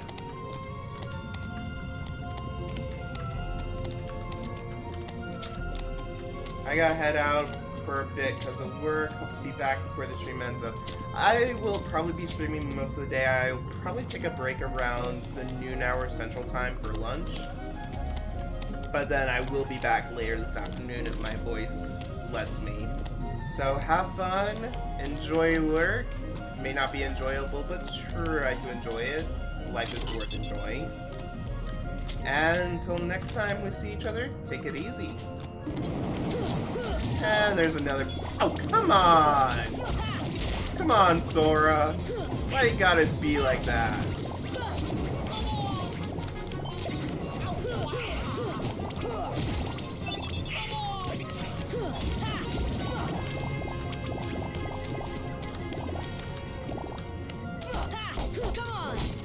Bada boom, bada bing.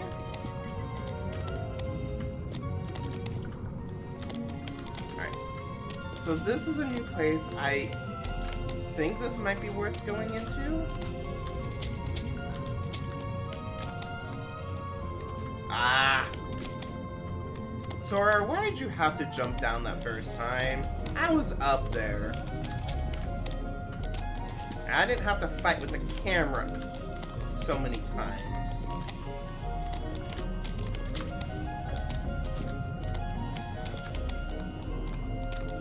Boom. You definitely see a chest over there. Ah, just a little early. That's really stretching the jump.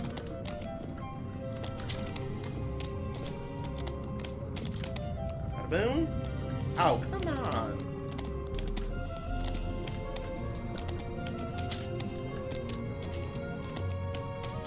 And I just cannot get over how much our boy Sora is just flexing at being able to pull himself up with one hand and do a... Would that be a cartwheel or a flip in the air? I think that would be a flip. And a cartwheel is on the ground. I think.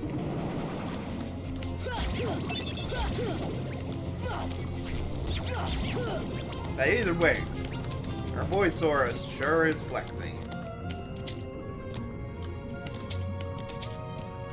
Alright, let's pull up the infamous guides, walkthroughs.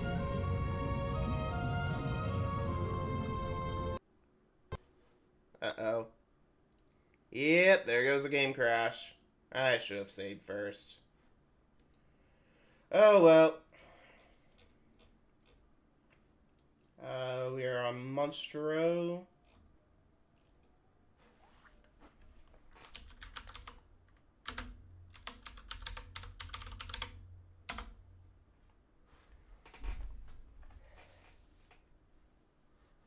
So I beat the cage.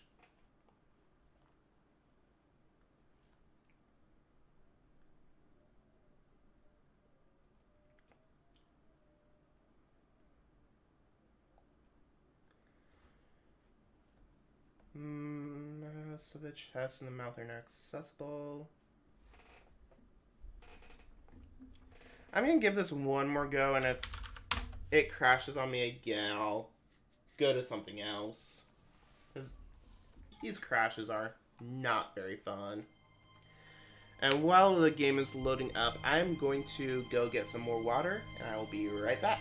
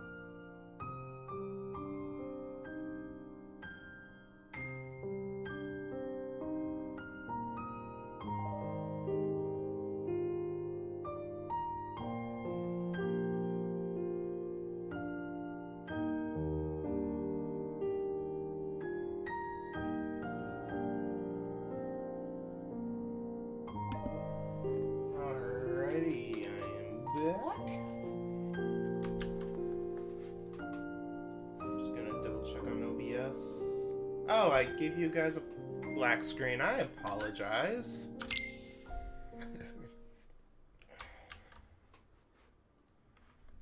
I apologize about that profusely.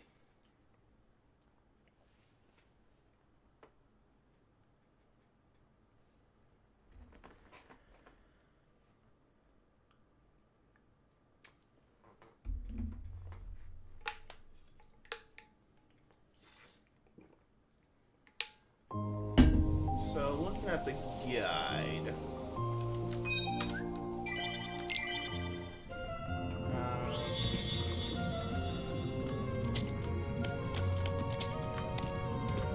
We have the high jump. Yes. Okay. So we have saved fairly recently.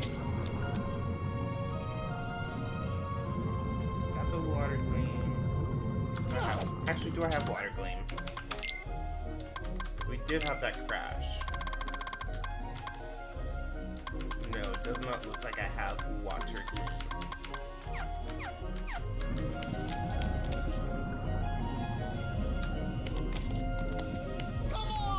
Alright, so we're gonna do this fight again.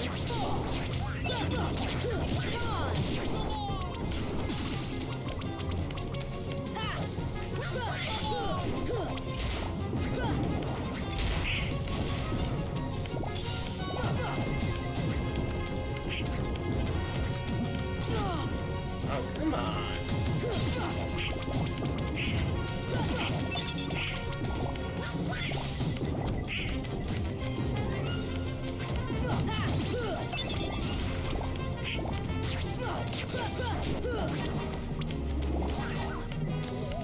So yeah, I've thought about it a little bit. I definitely think I'm gonna turn one of my Pokemon days into a Pharaoh game day. I believe there's one day where I've got Pokemon back to back, or 2 days where I've got back to back. So I think I'll turn one of those into Pharaoh, and it'll just be a one-day-a-week thing. I eventually want to get it so I've got like a different game every day, and maybe just Thursday, Fridays, my days off, are going to be Kingdom Hearts for a while, and then I'm not sure what I'll do after Kingdom Hearts, but that's going to be a long ways down the road. But then also maybe Minecraft is the only other game where I've got it multiple times a week.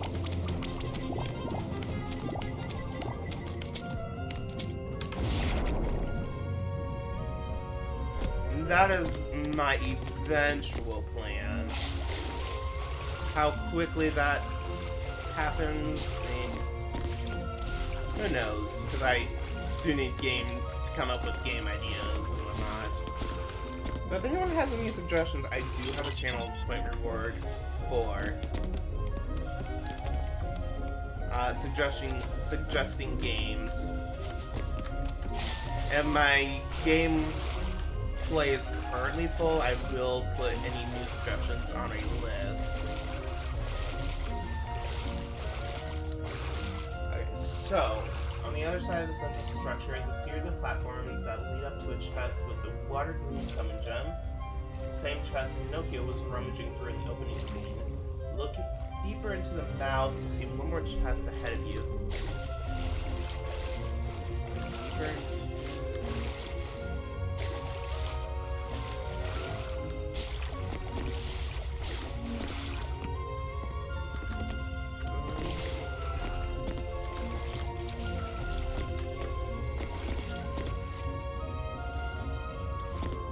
That chest, how do I get over there?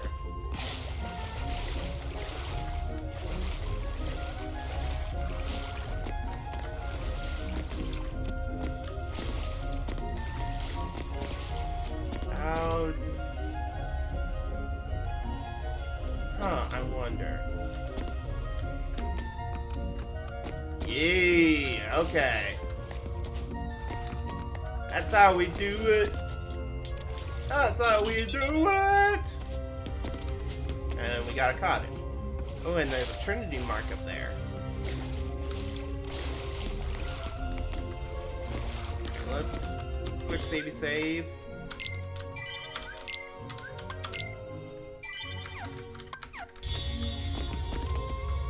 Yeah.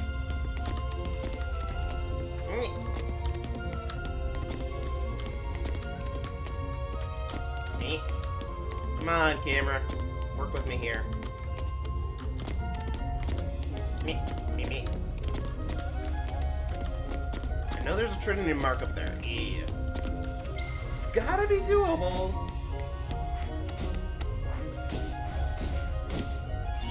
Ah. What's that? Mithril shard.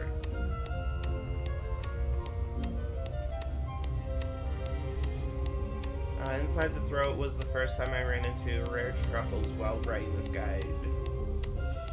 They are blue with yellow pads. Rare truffles are a good source of some dough. At this point in the story, Sora does not have the proper abilities to do that effectively. So we are going for the stomach. Right, I'm gonna save because I'm gonna alt tab out again.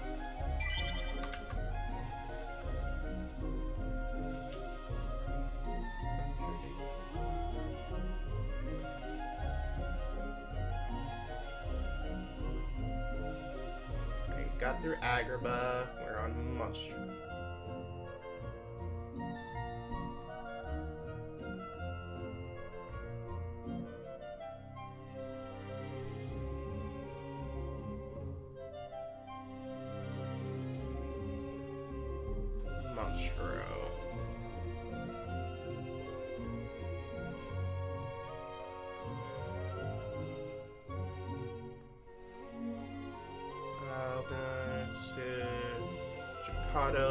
To receive the shared ability.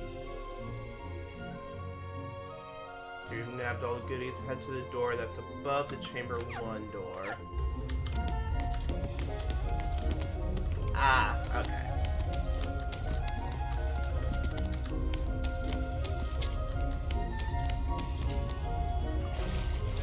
I think I see how to get there.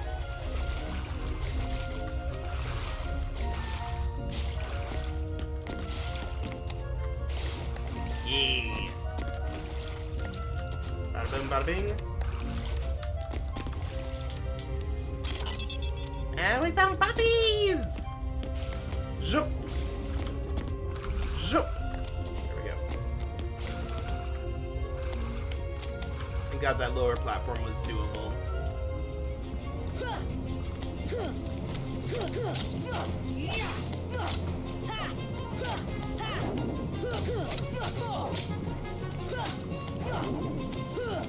I'm guessing you guys, I have to take it down by like magic or something, but yeah. Let's head to the stomach.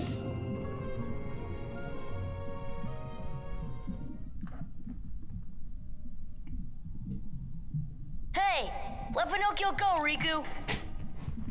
A puppet that's lost its heart to the heartless. Maybe it holds the key to helping Kairi. How about it, Sora? Let's join forces to save her. We can do it together. What? You'd rather fight me? Over a puppet that has no heart? Heart or no heart, at least he still has a conscience. Ooh! Conscience? Burn! You might not hear it, but right now it's loud and clear. And it's telling me you're on the wrong side. Then you leave me no choice. Pinocchio! Pinocchio! Jiminy, I'm not gonna make it. Oh, I guess I'm okay.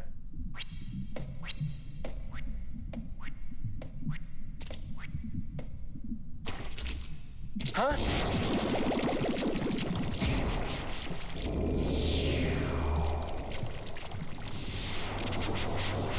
Alright, boys. It's time for a showdown! Oh god. This guy got an upgrade.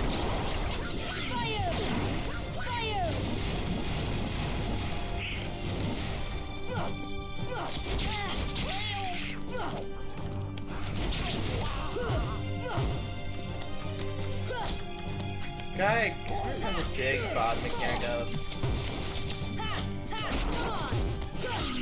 You have to hit up. Oh god.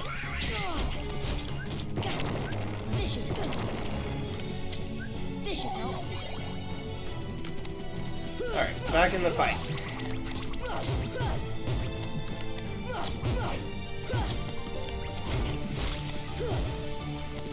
Guys, need some help over here.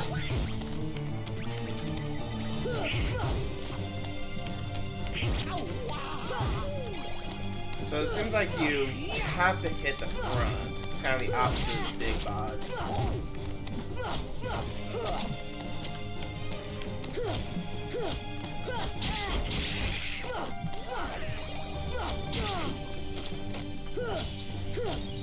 Gotta level up for Goofy. That's always nice. Even if they are kind of useless for the AI. Strange. Cool.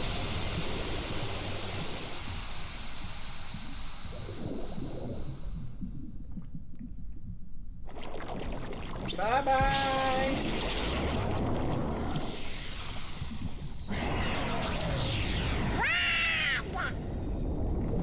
Riku!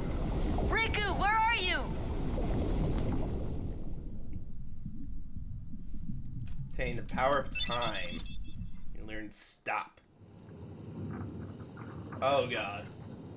The Hammer Time references will be common. So, Kyrie's like a lifeless puppet now? Precisely. And her heart was... Taken by the heartless, no doubt. Tell me, what can I do? There are 7 maidens of the purest heart. We call them the Princesses of Heart. Gather them together, and a door will open to the heart of all worlds. Within lies untold wisdom. There you will surely find a way to recover Kyrie's heart. Now, I'll grant you a marvelous gift. The power to control the Heartless. Remember when I predicted that he was gonna be a big bad? Yeah, Soon, I was Kyrie. right. Soon. Although it definitely set it up. It was definitely a setup.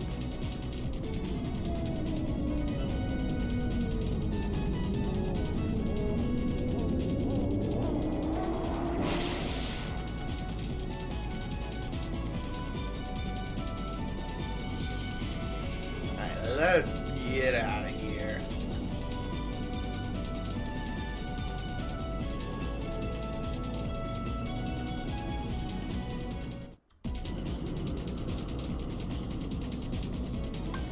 Select world. I think my magic is as good as Donald's now. Oh, I missed it.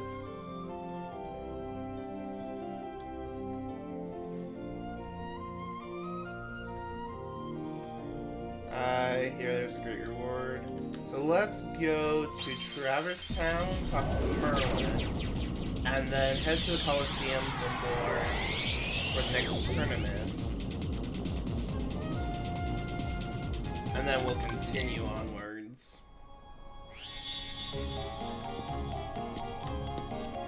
Hey, buddy. Spellbinder. What's to the cavern?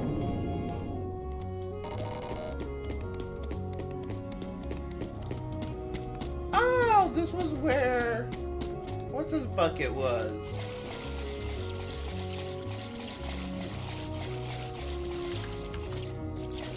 What is Spellbinder? Is that an ability? No? Items?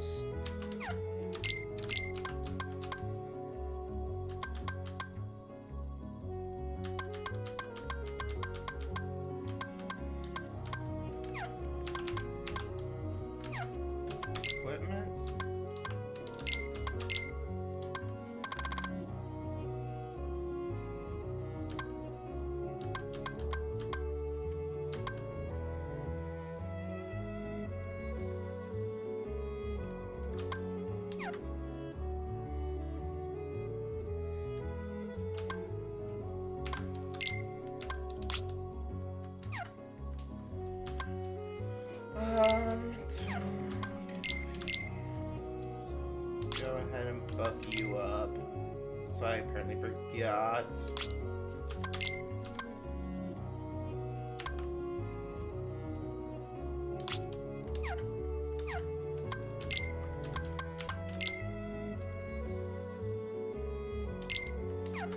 I don't really care about cheer. I won't be summoning too much, I don't think.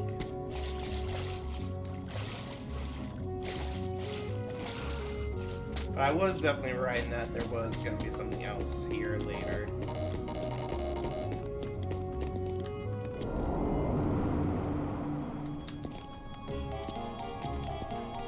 Oh, and with the high jump, I might be able to get this.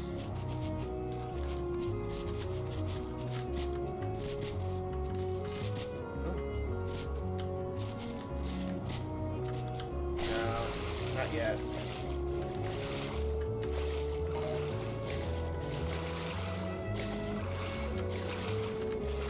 And unfortunately, you have to go all the way back to the beginning.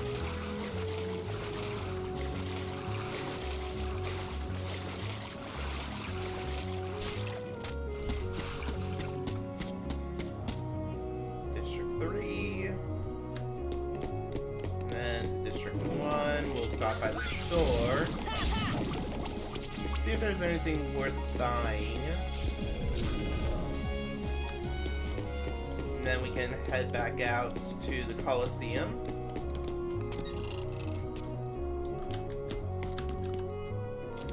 Here's shop. Want to buy.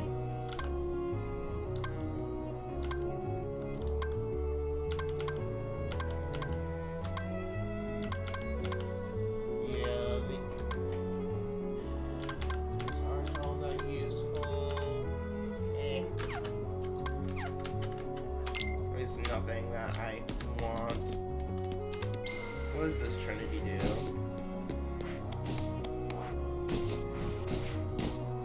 Ooh!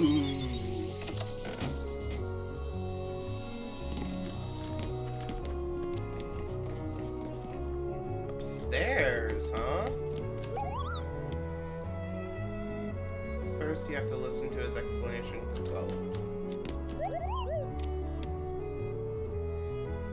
Use your items to make unusual new items. Let's make something for you. Bring back a bunch of items from your travels. Ah. So I'm guessing this is the item synthesis place.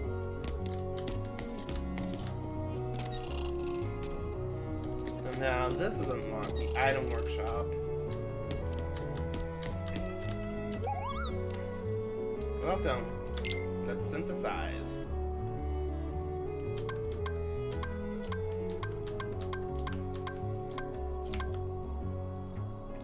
Huh. Okay, so that does give you a reason to collect things.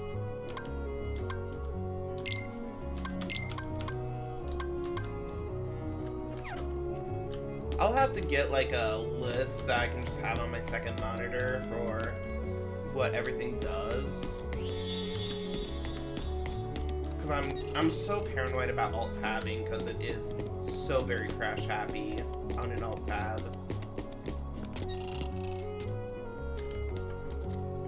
Do you guys have any new things? Magnus Staff.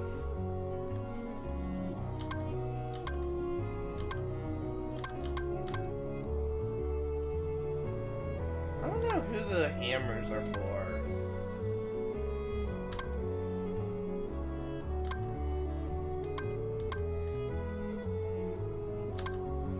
Let's go ahead and get the Magnus Staff.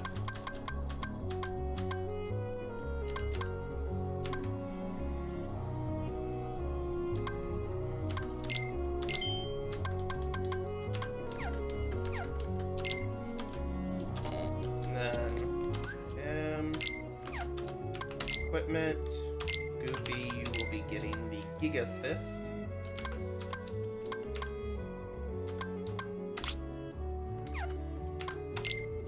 And Donald gets Mr. Magnus's staff.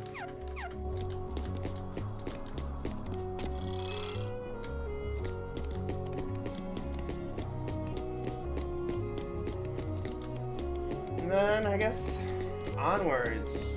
First, I want to save. I'm very, very, very paranoid.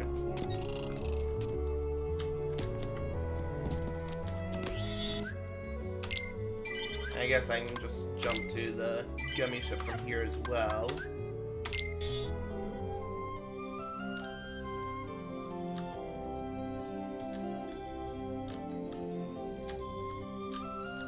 This one has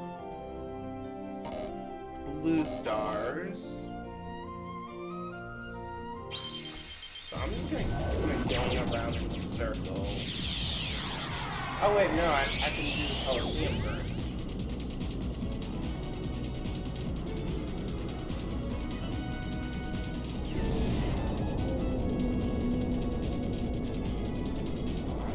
Space whale!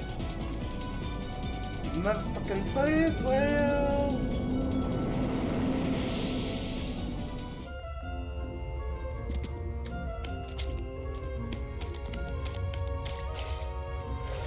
Let's get out of here and get to the Coliseum. I totally forgot about that.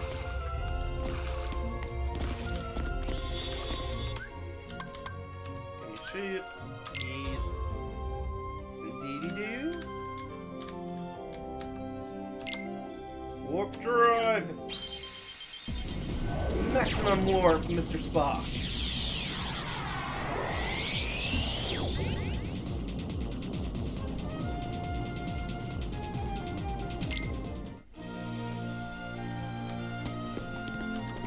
I want to do the world exit.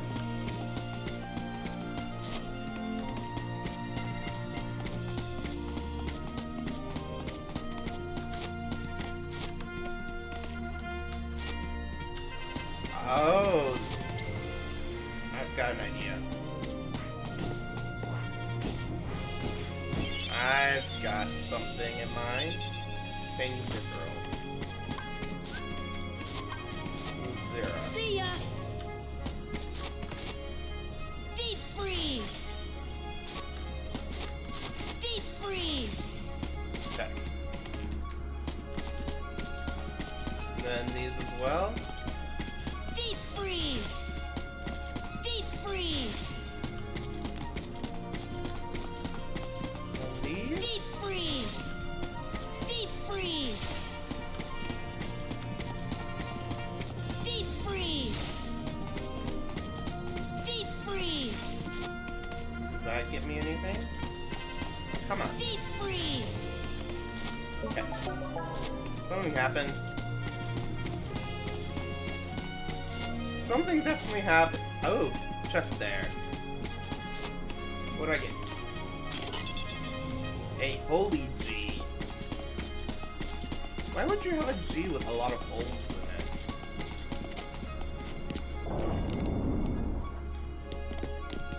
Hey, Phil. Let's do a Pegasus Cup.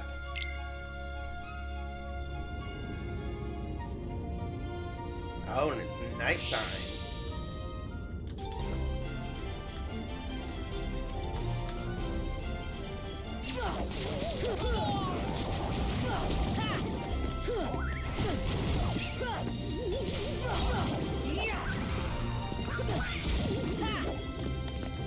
Alrighty. This isn't too bad. Not bad, huh? Not bad at all, Goofy. You said it.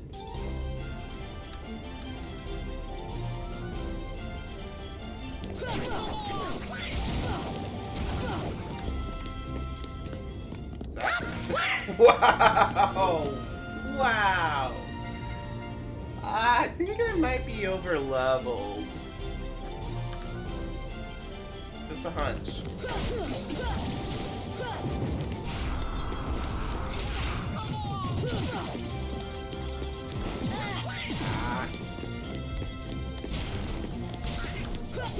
Come on!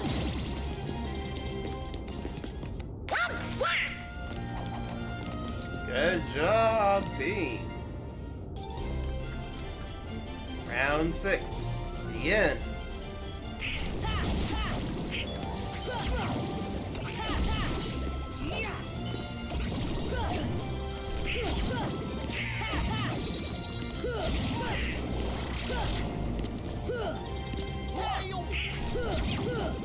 That was a cool flip. Not sure that would be possible outside of a video game, but that was cool.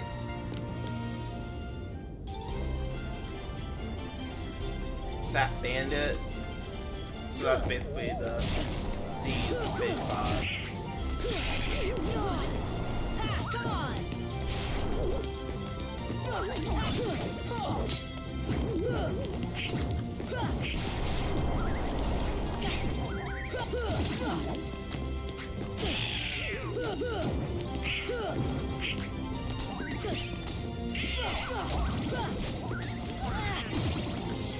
Like that, I'm actually starting to lose a little bit of health here, so I do need to start being careful.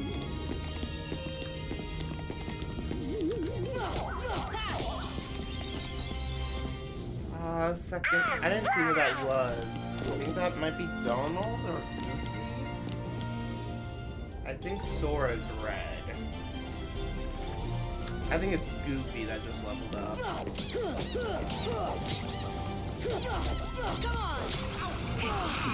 And these guys have a lot of defense for not much health. Heal. Fire. Fire.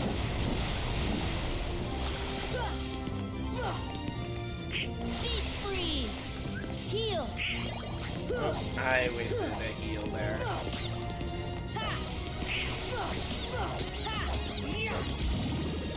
Alright, Donald just leveled up.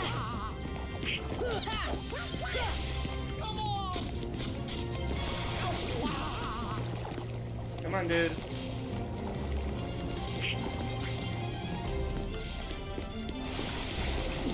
Quit farting. Quit farting.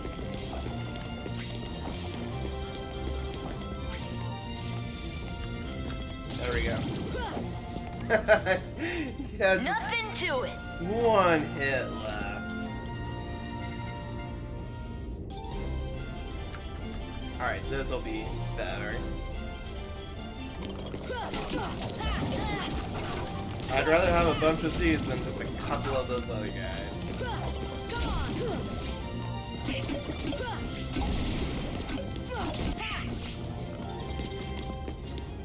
We did it!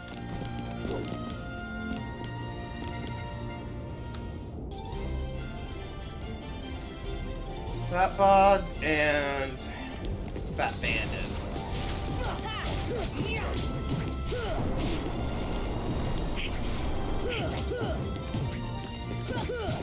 If I can keep just attacking them, I am fine with being in the line of fire a little bit.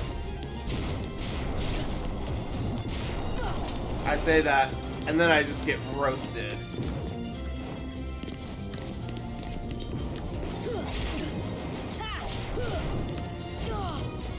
If I can just make some progress on getting rid of like a couple of these guys. I can't do shit. Okay, that worked. Oh god. Heal.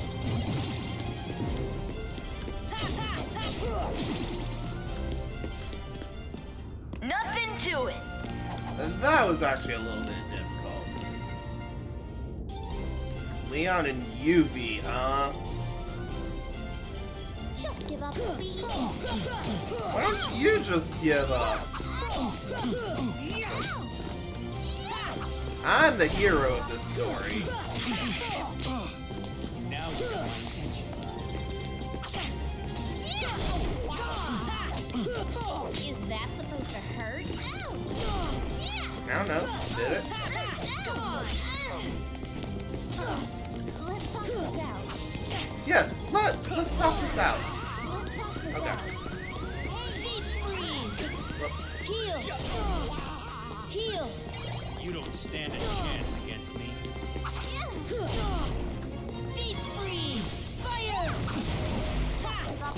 yeah. Hey, Oh god. it's over. Yep, that's it. Ooh, that was difficult.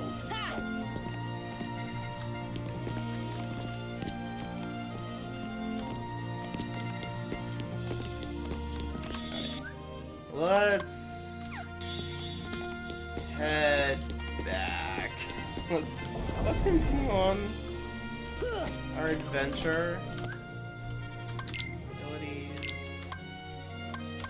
Second wind. Oh, I love that so much.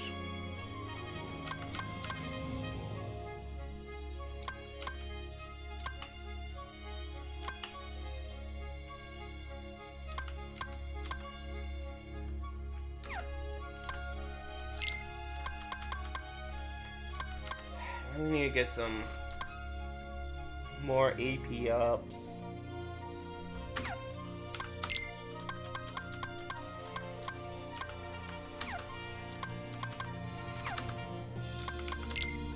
Do I have any AP ups right now?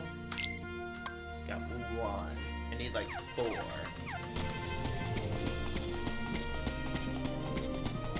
I guess we'll have to wait on that.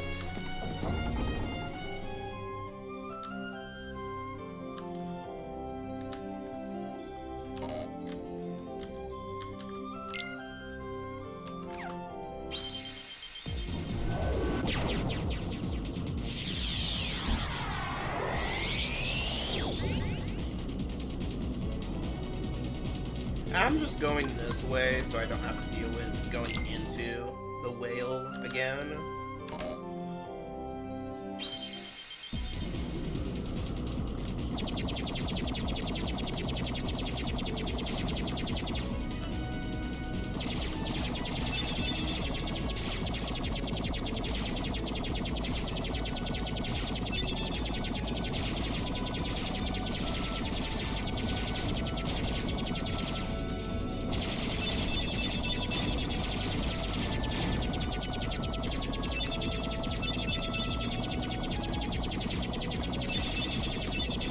And I want to avoid the wormhole.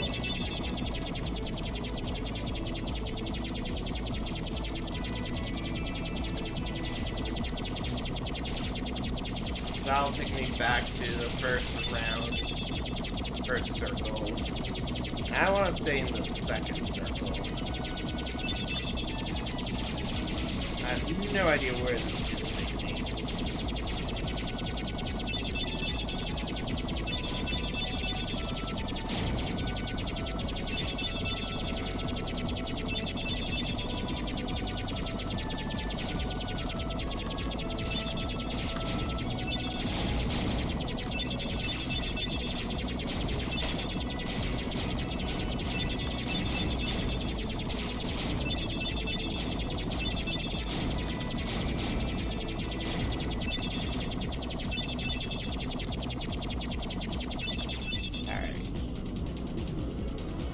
Coming up on the new... No. We're not coming up on the new world quite yet. Still a little bit more to go. I guess these are a little bit different worlds. Or, yeah, a little bit different journeys.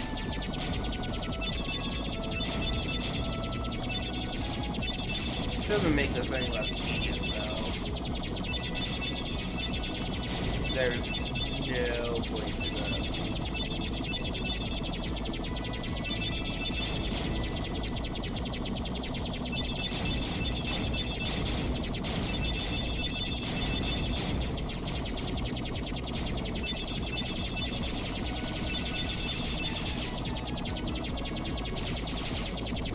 Holy crap, what is that?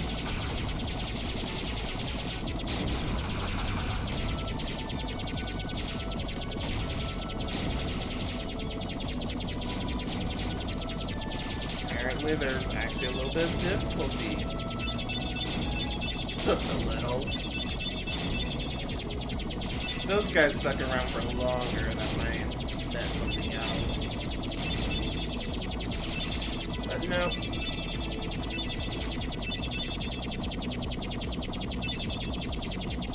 What is this? Oh, this must be Halloween Town. Yeah. This is Halloween, Halloween, Halloween. This is Halloween.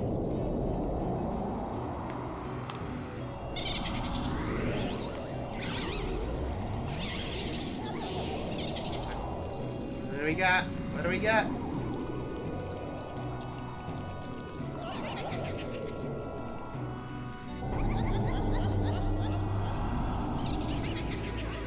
No music, huh? Oh! Yeah, sure, there's a spooky place, but the people here are spooky too. Don't worry, you look spooky too. Interesting.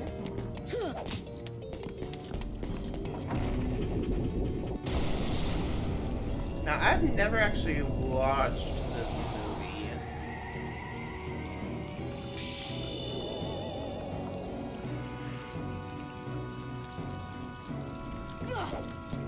So not only is this world new to me, but like all the characters are gonna be new to me as well. Apparently we don't have to fight.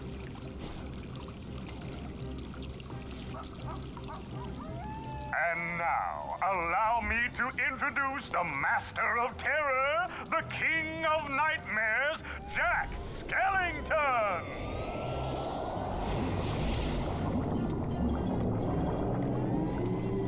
When did this movie come out? Bravo, Jack! Bravo! Those ghosts will be a big hit at this year's Halloween! Thank you. But their movement still needs work. It's not scary enough. I want to strike bone-chilling terror. I'm going to consult the doctor.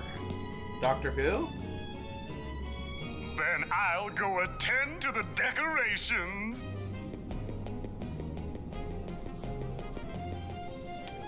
$1993. There must have been like a re-release at some point or something, because I could have sworn this was a more recent movie.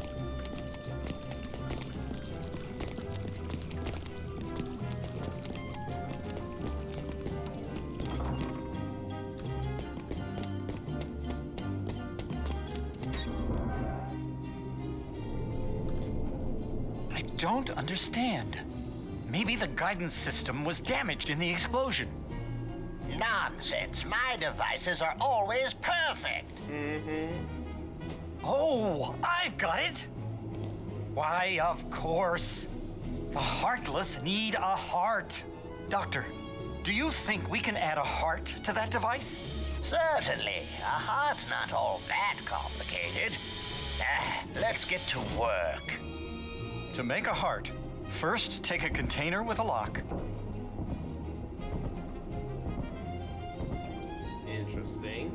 We need the key to this thing first.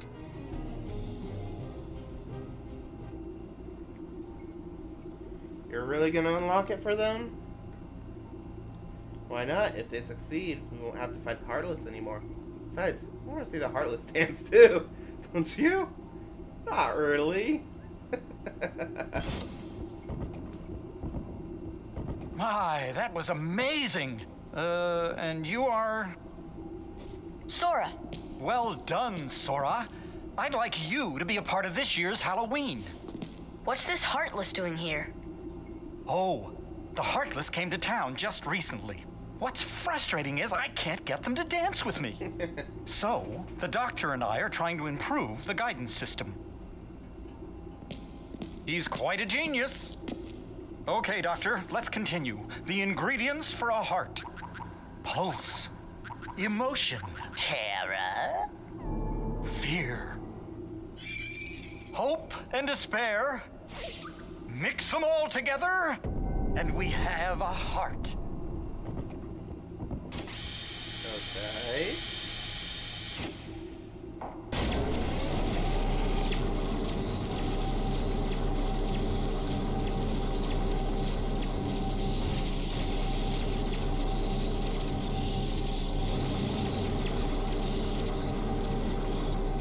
It failed. Maybe we're missing some ingredients. Let's try adding memory. Sally? Sally! good for nothing girl. Don't know why Sally I bothered Shipley? creating her. Sally's got the memory we need. See if you can track her down. No problem. Sora, would you like to come along? No. Sure. No. I'm keeping my team. I have learned that I need both of them around for We have a major Trinities. crisis. The Heartless are completely out of control. We can't stop them. What do you expect? Maybe our experiment triggered something. Everything will be fine, Mayor. You have nothing to worry about. Why is he on stilts?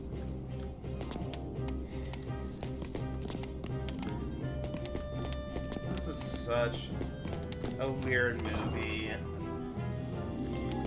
Come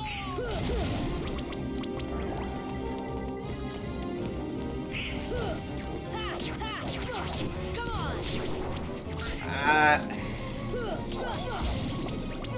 I can't really enjoy this as a movie.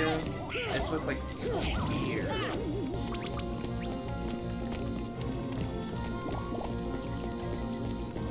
It kind of gets way too much into the uncanny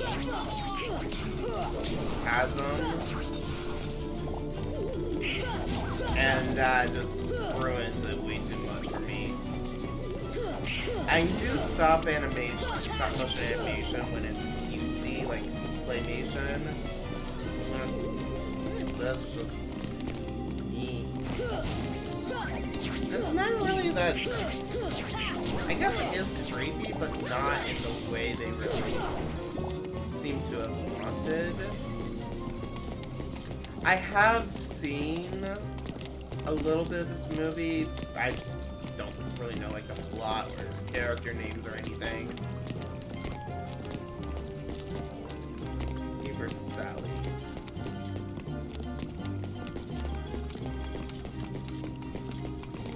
And if there's one thing to turn me off of a movie, put Tim Burton's name on it. I've never liked anything he's connected to.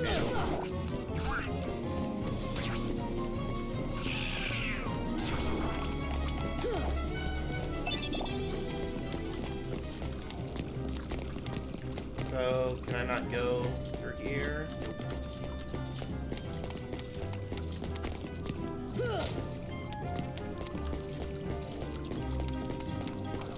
There's tickets here. Guillotine gate. Anything? Nope. Let's go ahead and save though. So we don't have to go through cutscenes again and again and again. In case we do have a crash or something.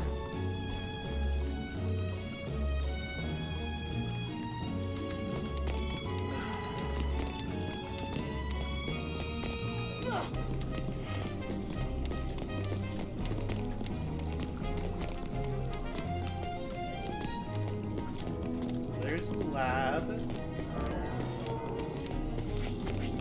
There's something else. Two. Ah, an item box.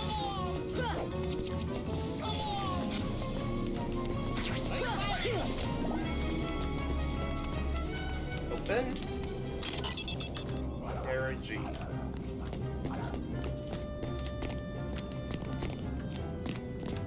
What's up here?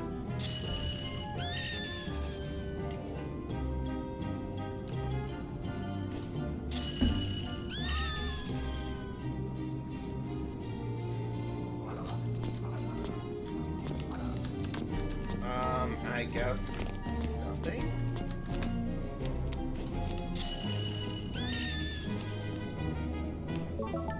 Oh, okay. Just keep pulling. Trick or treat.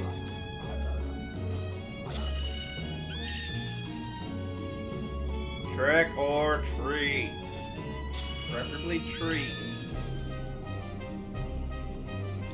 I'm giving you. That doesn't appear to give you anything else.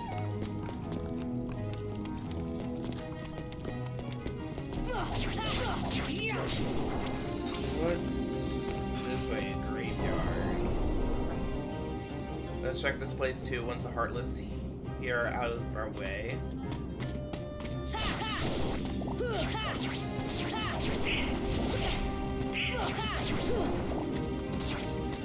Talking about game mechanics, one thing that this game does very well is, at least in easy mode, not once have I felt like I've had to grind out experience. I'm just natively getting experience as I need it.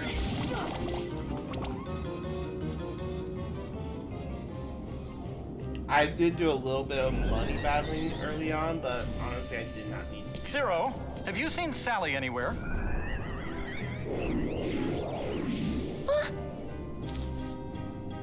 Is something wrong, Jack? No, everything's going great. We're going to have the best Halloween ever. All we need now is your memory. Memory? You mean this?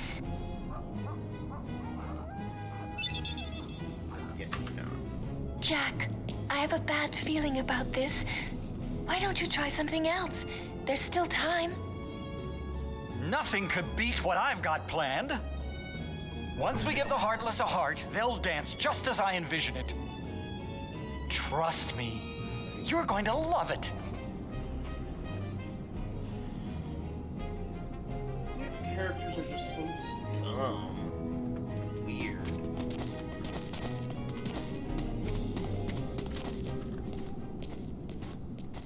Like, why are the legs so long? Why is the neck so long? Why?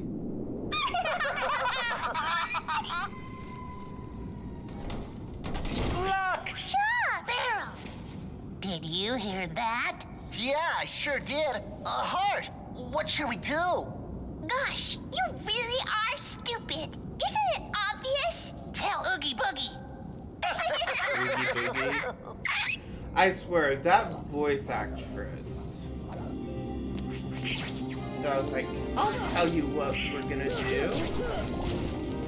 I swear, that is the exact same voice of Lilith from Rugrats.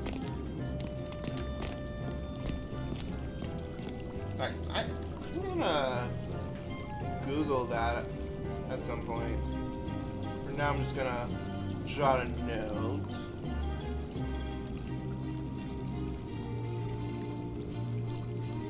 Nope. Nope.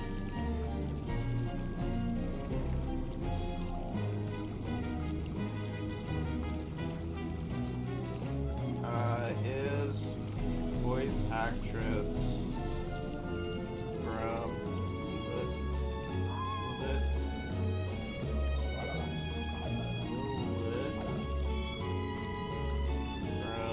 Rugrats and Wage actor. Bada bing, bada bing. So I guess back to the lab.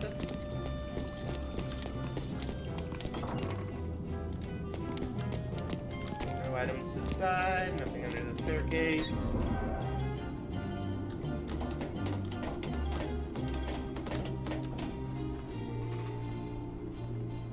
Yes, this is it. Now, just one more ingredient. We need surprise to complete the heart. There she is. Where it is. I don't know why those parts aren't just voice acted. A heart! That bonehead Jack is really making a heart? I'll be jiggered. That works for me. Ooh, when I get my hands on that... Well, I've got no hands, but I'm still gonna nab that heart and control the Heartless.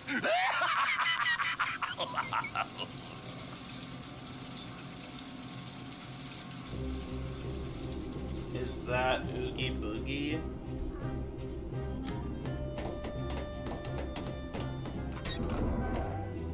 What kind of name is Oogie Boogie anyways?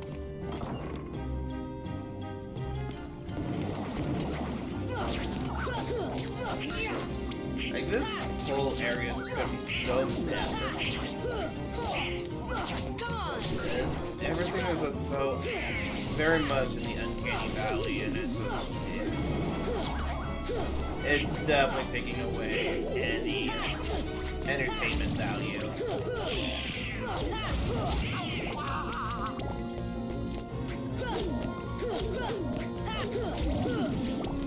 I need to find Lord Mayor. I don't even know where to find that idiot.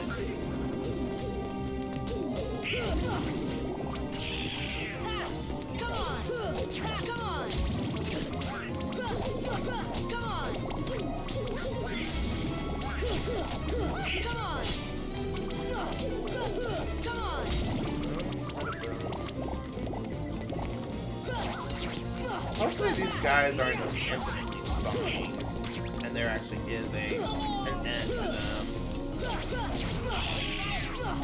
When things just kind of keep coming in waves like this, it's always hard to tell if it's infinite or there actually is an end.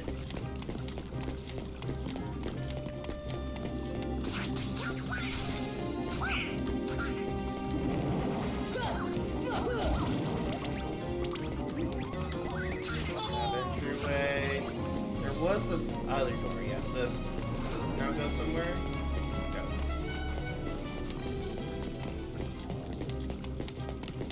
Where's Mr. Mayor?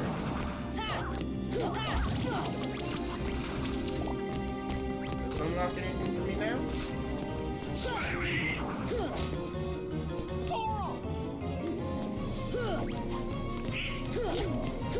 Let me get these guys killed off first.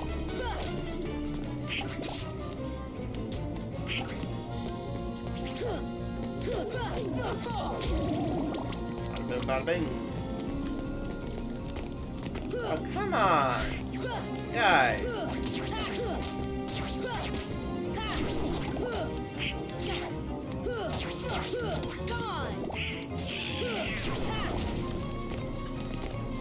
Alright, now we are done.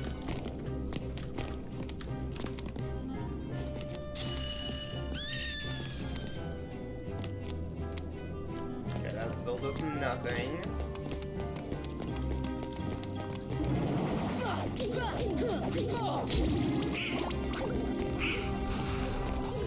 Is there anything in the graveyard? Nope.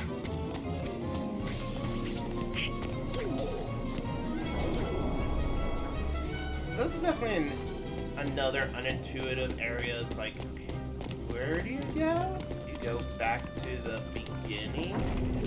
Where's the mayor?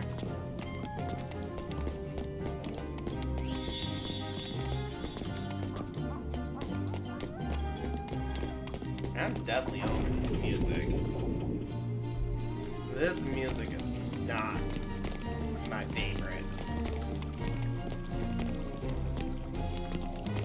It's just too repetitive.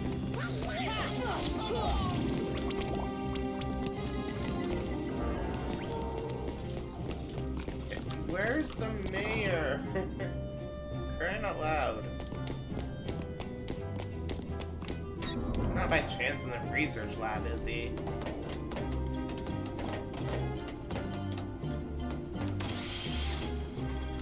I've left that to the mayor. Well, thanks, buddy. Where's the mayor?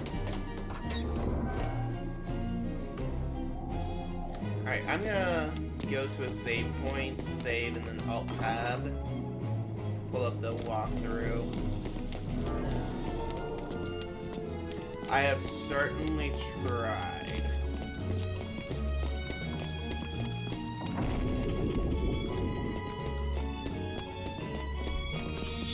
Save. where is Mr. Mayor?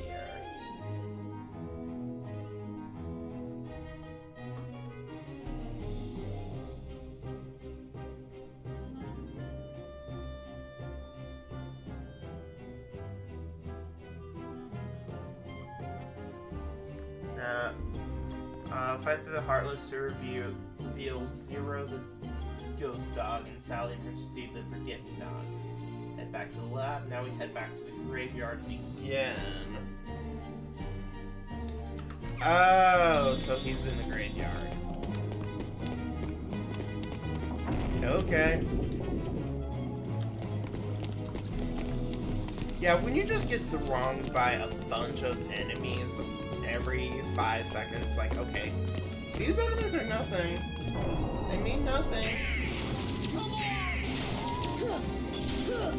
So, I think that would be one complaint I would have about the game in general, is if you're going to have something important about fighting all of the enemies, you have to let the player know, especially if you just throw them waves of enemies for no apparent point. You can't expect people to just fight every single enemy ever.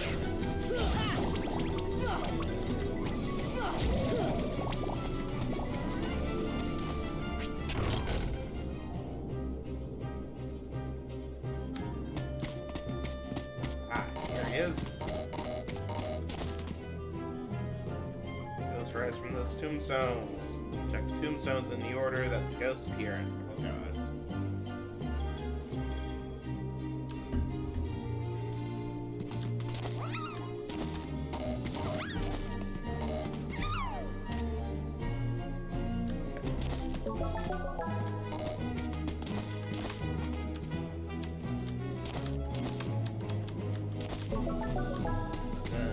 This one. Go look at the pumpkin. Hello. Jack in the Box. So take this to. Yeah. Basically, this is fine. Just like implying that that is surprise. That's not something I think has to be directly spelled out.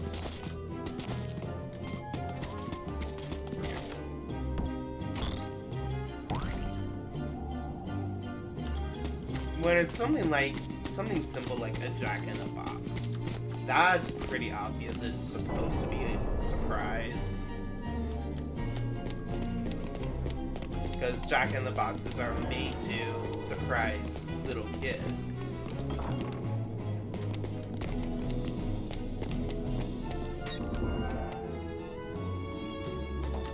Alright. Jack, I brought you Jack. Yes, this is it.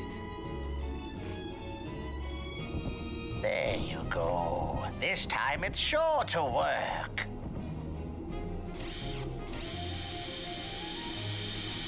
Now!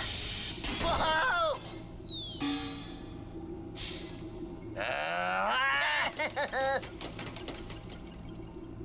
Good job.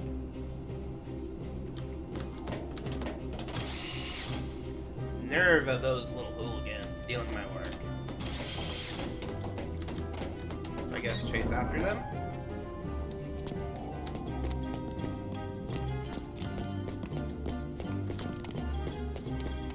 So I need to go back to the graveyard. We lost them.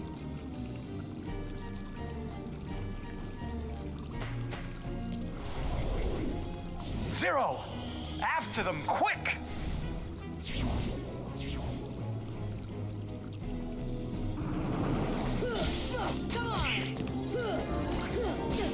So again, this would be another unintuitive area. Okay. So Zero disappeared. They disappeared. Does he have to go to the graveyard? I don't know if, like, in the movie everything takes place in the graveyard.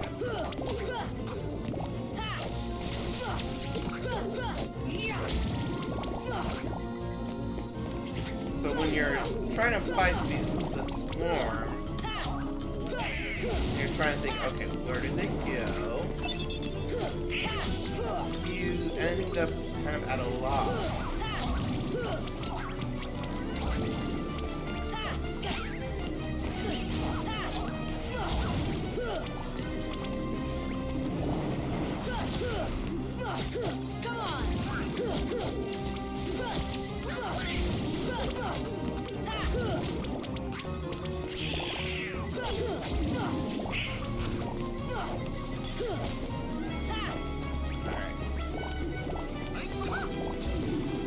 Cleared them enough.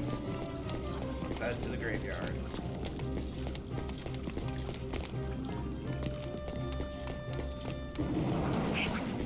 I don't give a shit about you guys.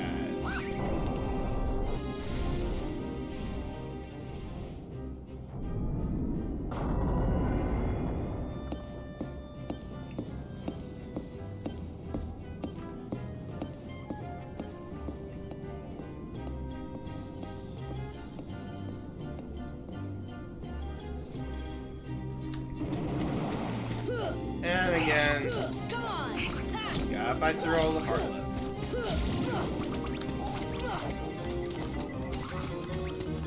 Hopefully there's not too many waves.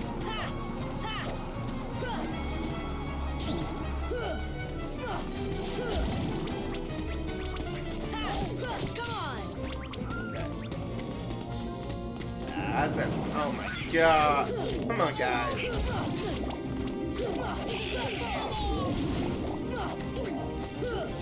I think if the game saved the enemies for actual important places, like if there weren't any enemies in the town center, and instead there are enemies in here, you might think, okay, what's so special about here? What are they guarding? What are they protecting?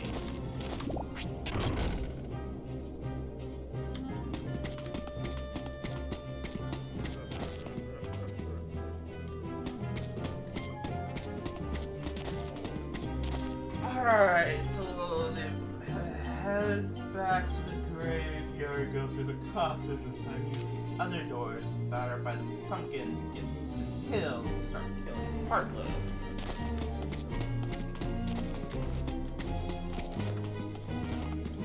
Other doors by the pumpkin.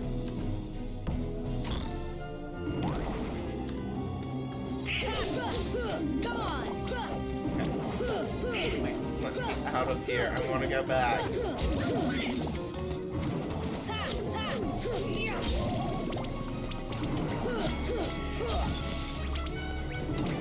Once you get like 5 or 6 waves, you start wondering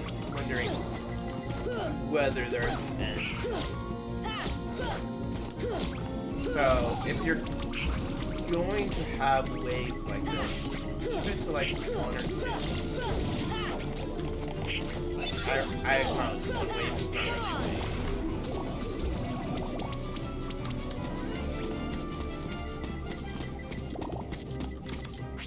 So I went through.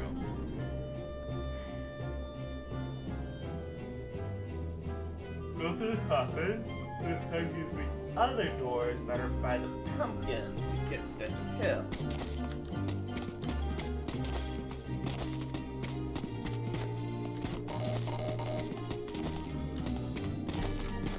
Other doors.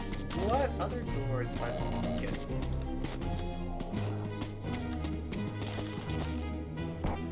Oh, wow. Wow, that was hidden.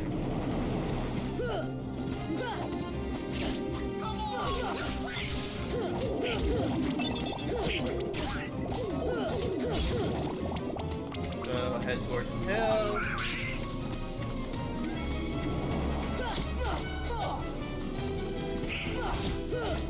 And again, I don't know if I'm supposed to fight all these guys, because other games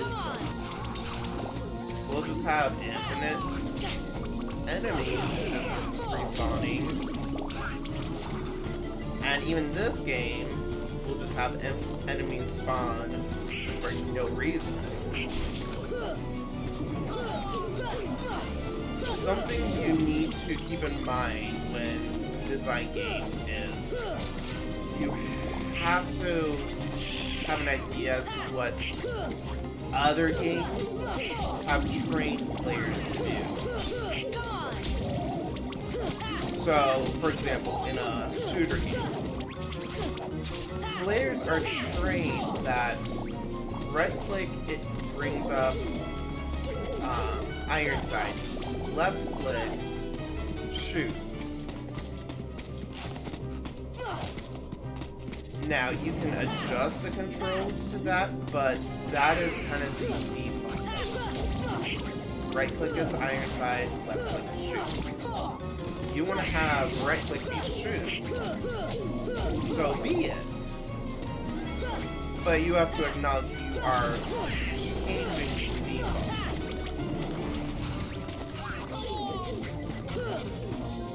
And you have to be ready for players to not be able to take the time to unlearn their muscle memory.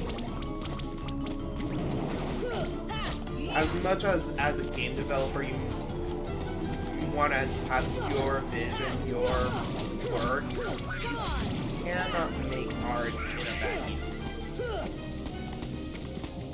Whether it's a game, or a book, or a movie, nothing exists in a vacuum.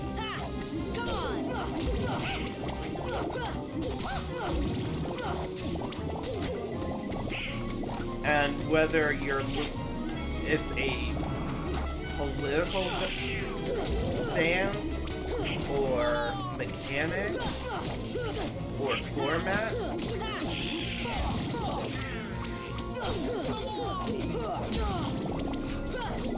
you are dealing with what exists in other works of art, what exists outside of the art world. So what exists in other movies, what exists in things that aren't movies, aren't books, aren't any kind of artwork, but are instead like politics or religion. Okay. And that's something like a lot of older games especially have trouble dealing with. Older game developers, or older games were developed more with the idea that everything exists in a vacuum, when that is absolutely not true. And it makes those games hard to play, especially in a modern environment where we are trained by everything else to expect cohesion within a genre. First-person shooters have the same mechanics. You might have a little bit of window dressing, like, say, Fortnite versus PUBG. Or Skyrim versus Fallout. The window dressing is vastly different, but the core mechanics are very much the same. With Battle Royales, you start with a bunch of people scattered throughout, or maybe grouped them together, and then they scatter. And then you have a reason for them to all group back up and have to fight each other. Whether that's Fortnite Storm, I think PUBG also has a Storm, or like the Hunger Games has their like wolves and fires and whatnot, just disasters in general.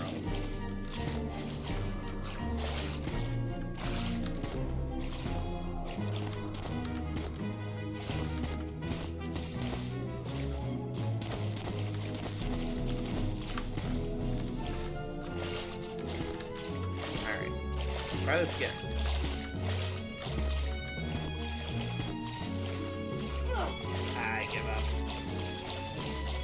I'm not gonna waste my time on that.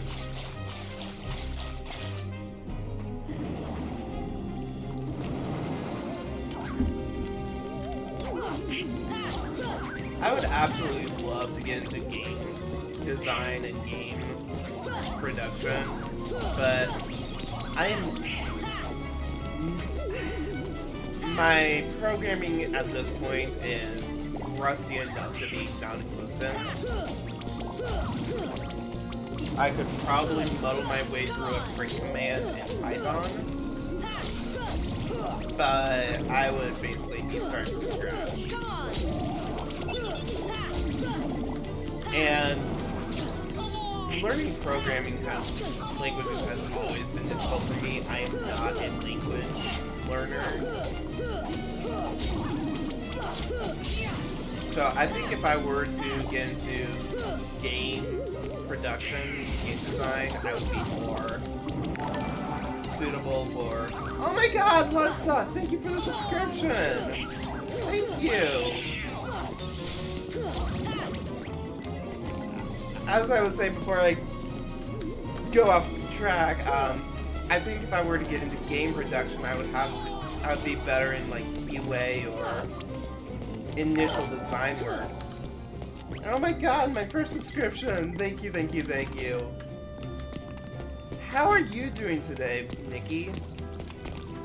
I hope your back is doing better. I need to get around to getting emotes designed. That's another thing I've been procrastinating on. I need artwork, I need emotes. Alright, I suppose. Had to grab a subby.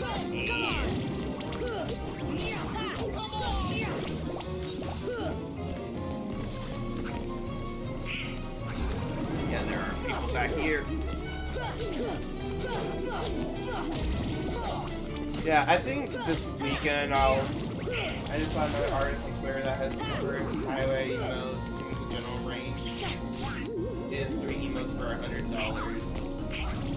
Ooh. I know it's artwork. Artwork is valuable. But for my broke little wallet, I'm gonna have to dip into my tax returns, I think, for that.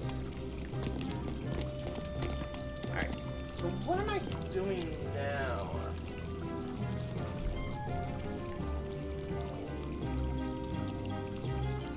Wait, what? Okay, apparently I missed something. Yeah, I need to look at artists on like Fiverr or something. I've just been procrastinating on that. There's video games to play. And video games to rant about.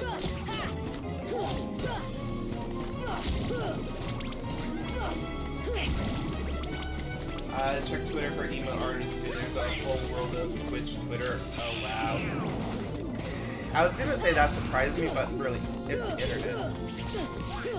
There's a whole world of Doctor Who Twitter and Avatar: The Last Airbender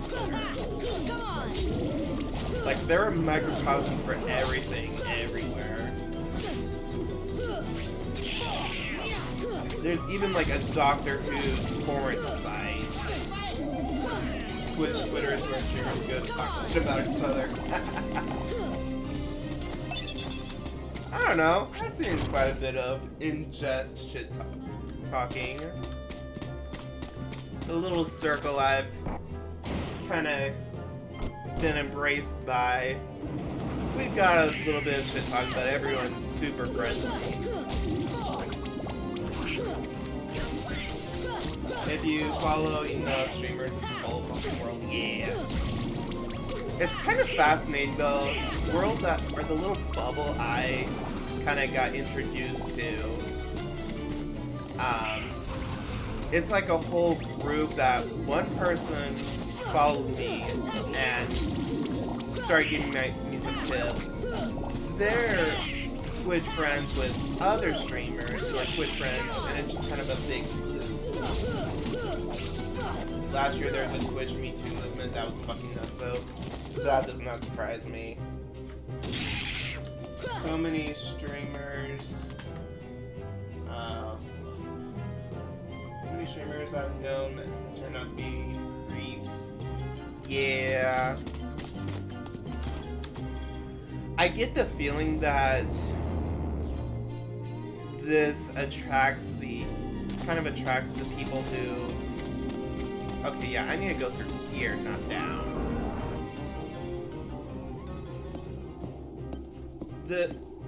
This kind of medium attracts people who just like to talk and don't really have social skills. I knew Oogie Boogie was behind this. Okay. I have no idea who Oogie Boogie is, but that's what it's all about. Oh god. And I'm down here now. Good thing there doesn't seem to be any fall damage to this game.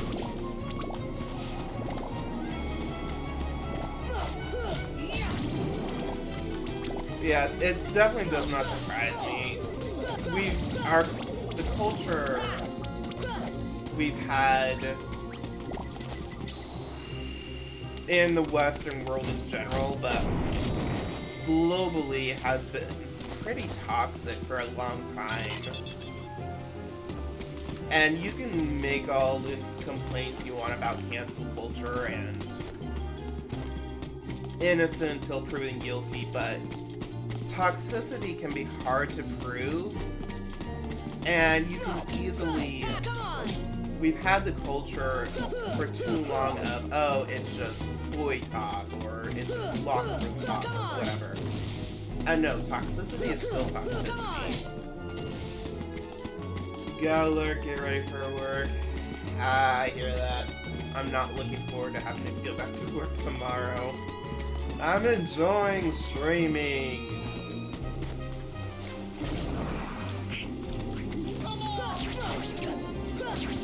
Yeah, toxicity is hard to fix, and I think the Me Too movement and the Black Lives Matter movements are really the same in that they're both fighting toxicity towards a group. The Me Too movement is toxicity towards women, and the Black Lives Matter group is fighting toxicity towards black people.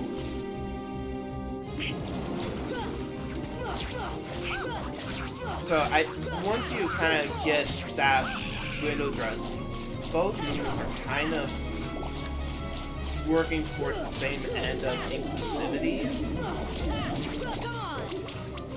And that it really does not surprise me that we saw both of them pop up at very much basically the same time. Obviously the Me Too movement started with the Harvey Weinstein allegations, while Black Lives Matter started in St. Louis with police overreach. But they very much become very similar. And something happened, or two things happening so differently within a couple of years really is basically the same. Especially from a historical context. Once upon a time, it took years and even decades for stuff like this to happen. And for movements to build like what we've started to see. And now we've got... Oh god, I don't want to jump off again. And now we've started to see entire shifts in culture happen over the course of a year.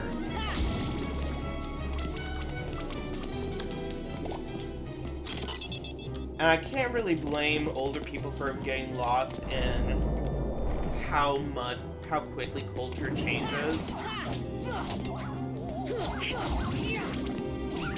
Boomers and even Gen X people grew up in a time where culture was basically fixed.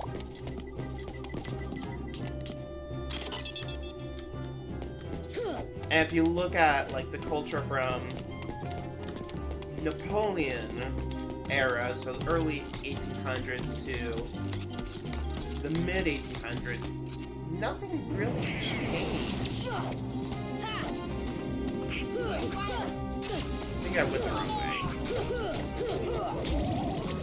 Yeah, I went the wrong way. And then you start to see things shift faster around like World War I, World War II. Oh god. Oh god. There's a hole there. And then after World War II, things kind of calmed back down. But now we're having those massive changes every couple years. We had a massive shift in culture at 9/11 in the US. We've had massive shifts in culture with the dawn of the internet and the proliferation of smartphones. So just in the last 20 years, we've had three big culture changes in the US. And then Twitter brought about its own culture shift. Before smartphones, we had T9 texting, which had its own culture shift. So this is the only real way I see to go. Just a lantern, try lighting it. Okay. Fire! Ah! Elevator! Wingardium Leviosa! Oh. It's Leviosa, not Leviosa.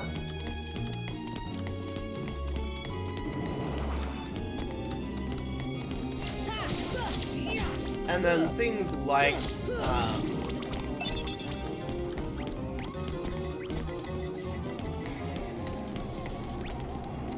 how do I want to phrase this?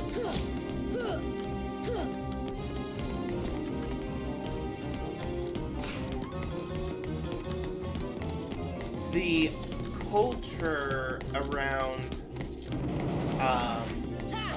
males and white people being dominant in European cultures and quote-unquote Western culture, or the Western sphere of influence, has been around for millennia. And so we're having to undo centuries of toxicity in our culture, basically in the snap of a finger. And unfortunately, it does not work that fast. Similar to how with like when cell phones or smartphones first came out, there were thousands of phones coming out in all different shapes and sizes and different form factors.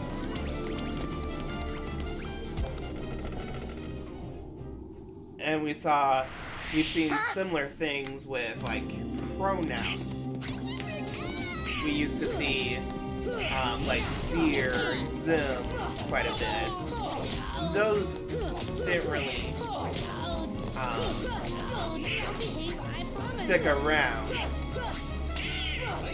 But it also got the conversation started about pronouns and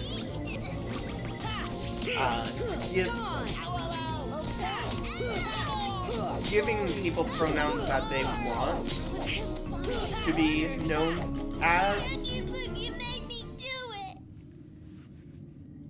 And that has taken decades to happen.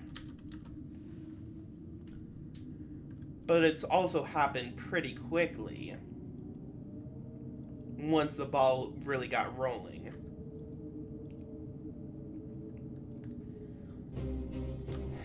I don't really know what the point of any of that was, if there even was a point. But yeah, toxicity sucks. I expect to see a lot more Me Too and similar movements as we all start to agree that, hey, things need to be fixed. The toxicity that we've dealt with and have decided, and previously had decided were okay, is no longer okay. Was that actually doing anything? And we're gonna, as a society, we're gonna have to agree on what the new societal norms are going to be.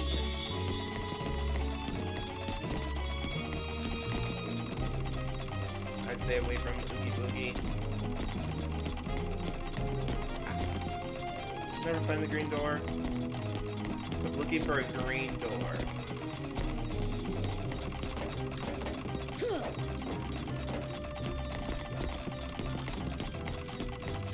Is it in here?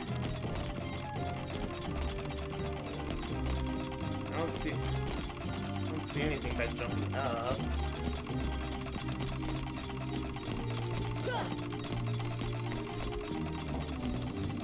Maybe there's something unlocked out here.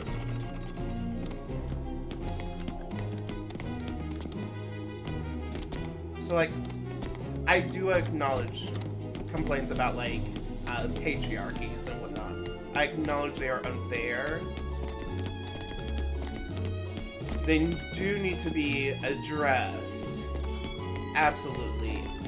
Preferably now. Preferably quickly. But we do have to have a little bit of patience and acknowledge that society does not adjust very quickly. Society is an average of individuals, and a lot of individuals. And like anyone who's tried to get affiliate on Twitch knows it's hard to move an average.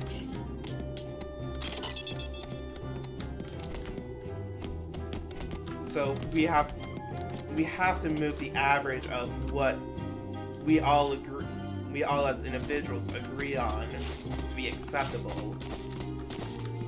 If I get in, what does that do?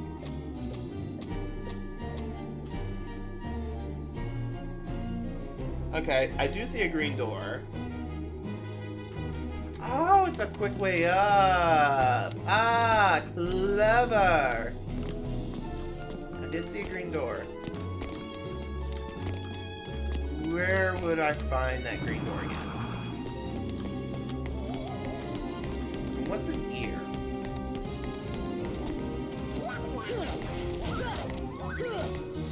Why am I able to attack this? Oh no, it's these guys that it's wanting to attack. And then there's probably an examine available. Thunder!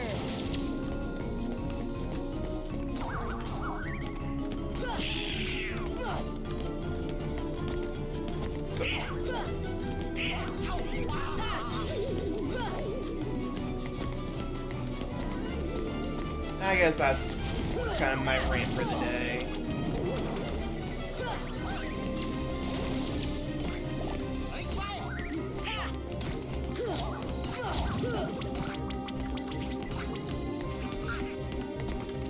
Yeah, it looks like there's an examine button that once I get out of comment, I'll be able to press.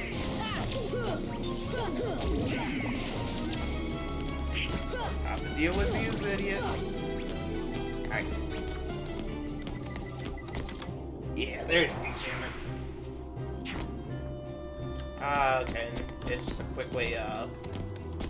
But I did see the green door. Where you out gone? What's here?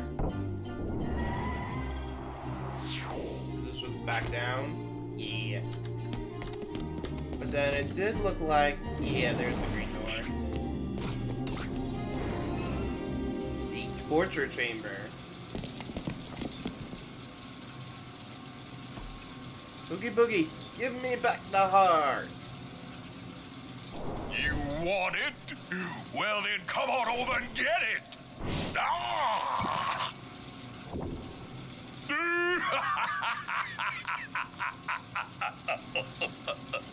Now, let's see if I can get their attention.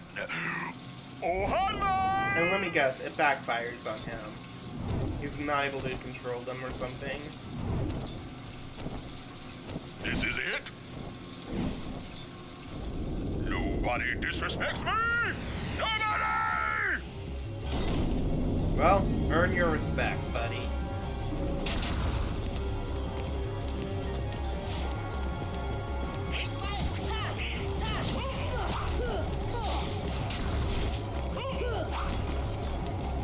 This is certainly a colorful torture chamber.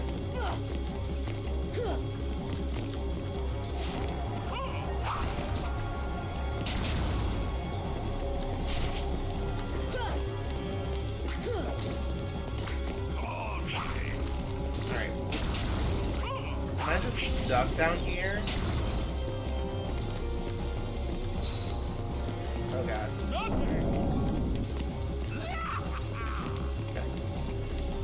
I can't move. Oh god. Oh god. I'm spinning. Come on, baby. Ow.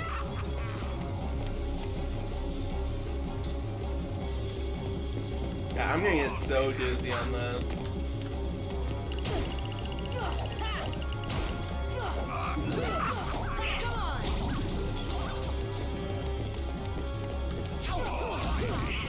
Alright, there goes one.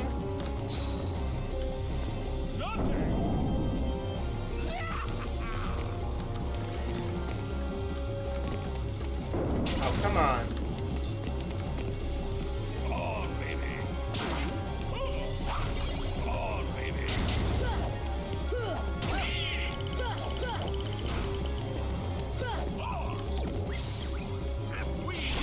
Oh god. Ow.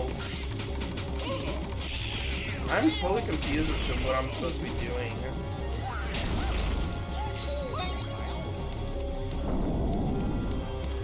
Ah. Here we go. Ah. I got a few hits in. Come on, baby. Come on, baby. Ow. Here.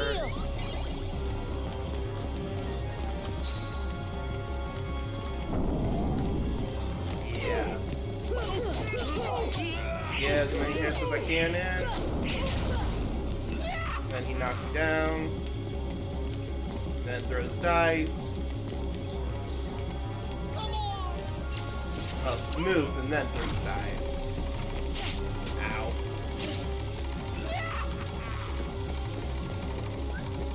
Heal.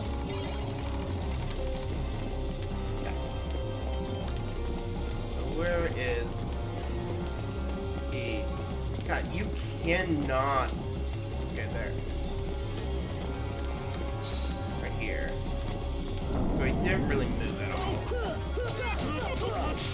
Boom. Bada boom, bada bang.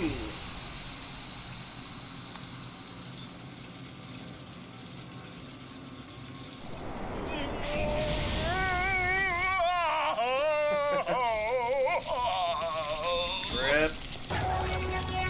Hey, Lorcan.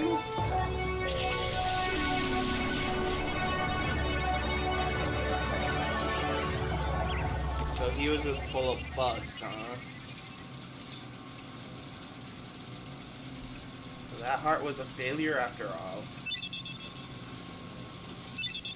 Got another Ansem's report.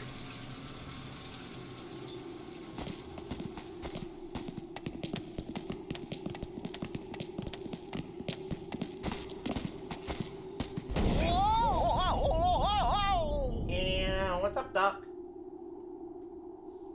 Huh?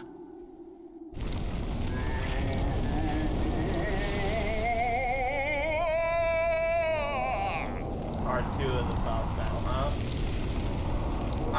We are in the Halloween town. How did he get so big? It's brimming with the power of darkness.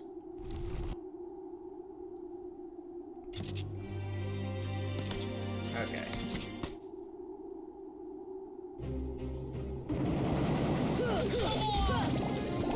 So let's go back. I think I just need to like jump down. Yeah. I think so.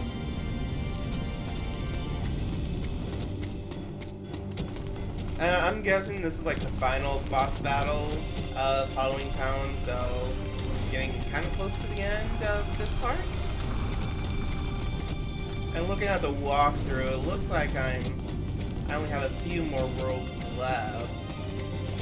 There's Atlantica, Neverland, and Hollow Bastion in the end of the world.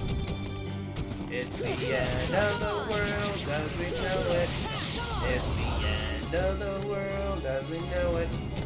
It's the end of the world as we know it. And I feel fine. I don't actually know like where I'm jumping to.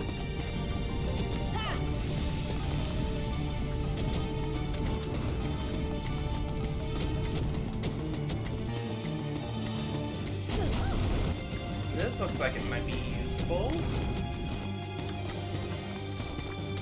Yeah, I guess another blob.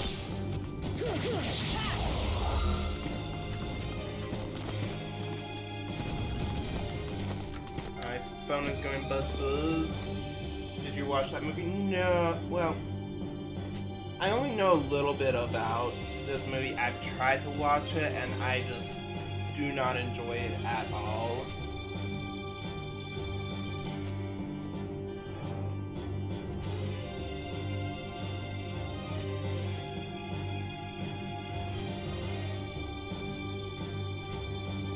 Oh, my phone was going off.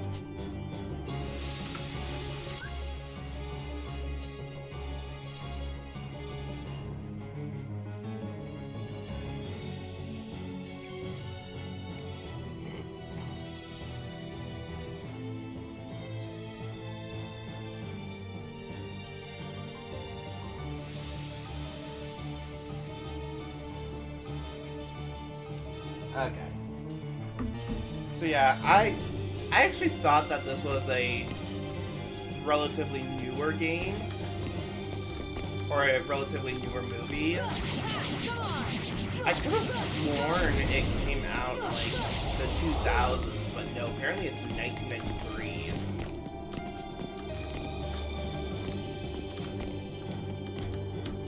But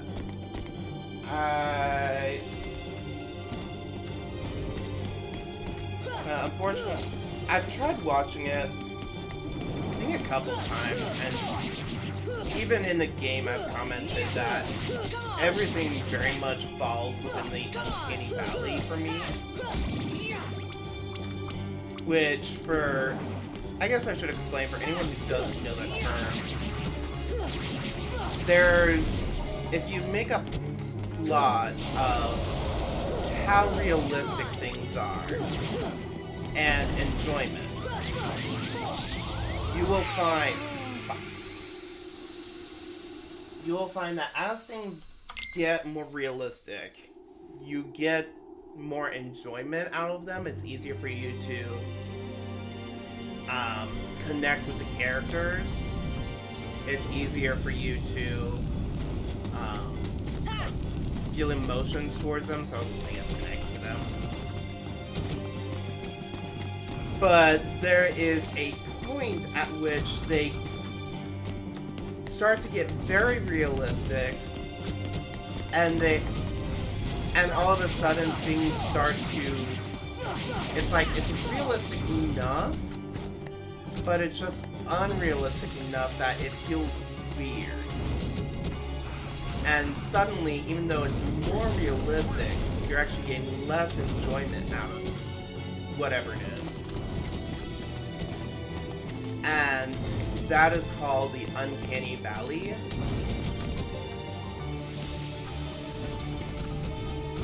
hear that a lot with video games. And that's one of the reasons a lot of video games are either hyper-realistic, like PUBG, for instance. It's hyper-realistic, almost to a fault. Because it's trying to get out of the uncanny valley. And on the other side, you've got games like Kingdom Hearts or Fortnite, which are stylized in a way to not really be realistic. And so they don't even attempt, they stop short of the uncanny valley.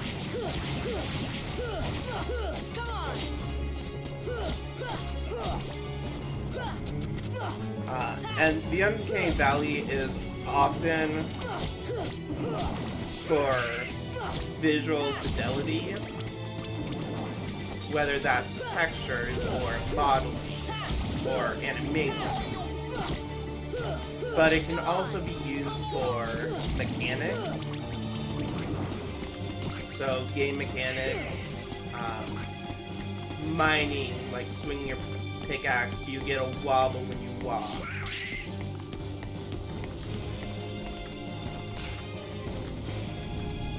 That can also be included in the plot for the Uncanny Valley.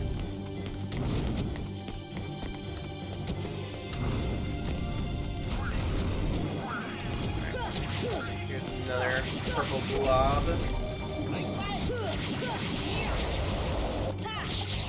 Yep. Keep going up. I think that's what I need to do. Oh god. Oh god. Hey buddy. It's like this would fall in the Uncanny Valley of it's supposed to be a dude, but you can kind of tell like it's an animatronic or it's just not moving the way you expect it to.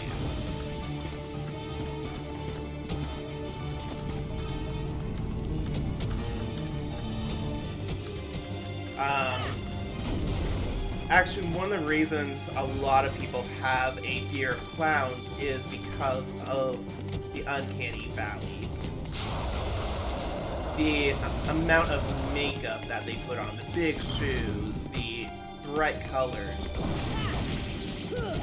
all of that is, you know it's a person, but they're acting and dressed in a way that's not normal.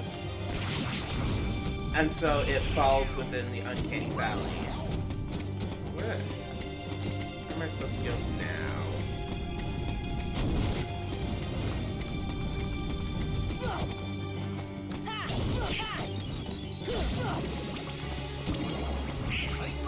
And actually, I want to be sensitive when I say this. I apologize if this offends anyone, but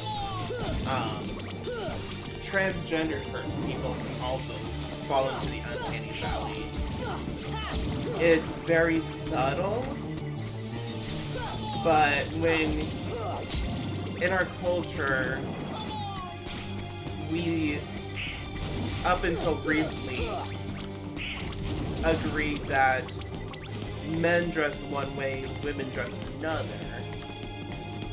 And you can do a lot of plastic surgery to kind of give the appearance of the other sex, but you really can't do plastic surgery on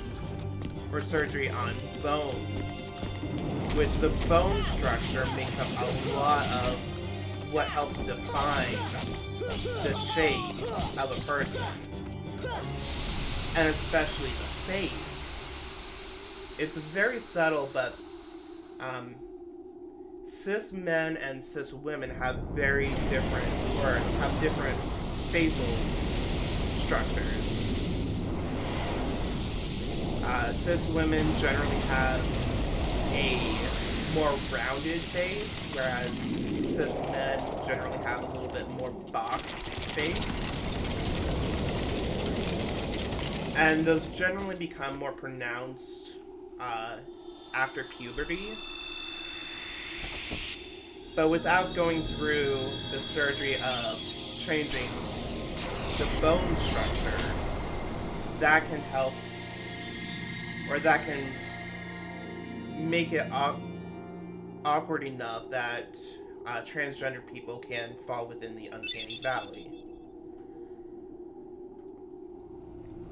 And I wonder if some of the issues why didn't I listen to you? Don't feel might bad, be because Jack. of that. We'll come up with another plan for Halloween. Next time, we'll do it together. Togetherness, yay! But that's also no excuse for bigotry. Nothing excuses bigotry.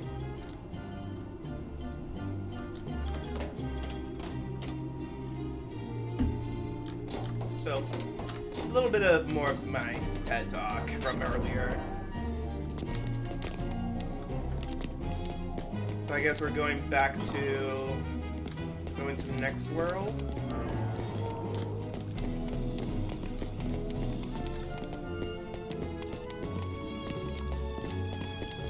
But yeah, you hear about the Uncanny Valley a lot with game development.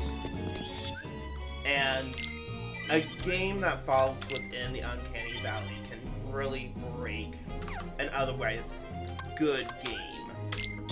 If the animations just aren't right, or the textures are just a little bit off or something, that can impact an otherwise great game. For instance, like Fallout has a lot of Uncanny Valley issues, especially with the Bethesda games. And I know I've talked about this when I've done Mountain Blade, Bannerlord. I haven't done Warband. It's a lot more pronounced than Warband. But very small things that you would not think of normally, like eye blinking. If you don't have eye blinking, it looks weird. And if you do eye blinking, but you don't do it right, it looks weird.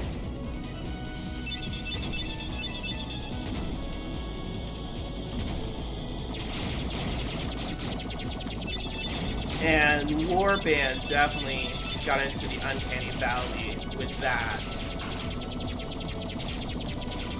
I may do a Let's Play just like showing off Warband because it is a great game. But I really want to get Bannerlord up and running again. I need to get around to figuring out what mods I can keep and how to fix my mod load. Because right now it is just completely broken. There have been several updates since I last played, and some mods are no longer being developed. Some mods I really have to track down where they're being actively developed, because it's on like 3 different GitHubs. As one person takes it over, then another, and nobody really links back to Nexus.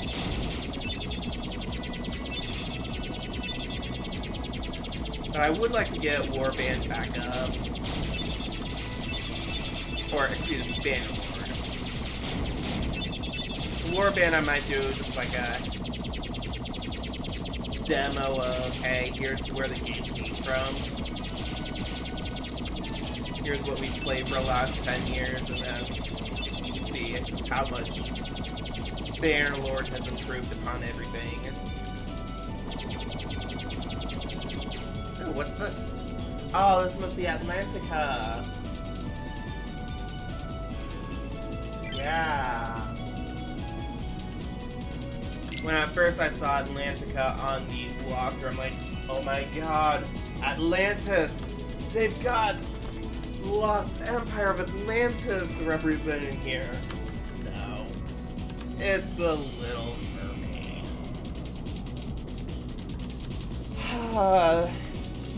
I really wish Atlantis had done better.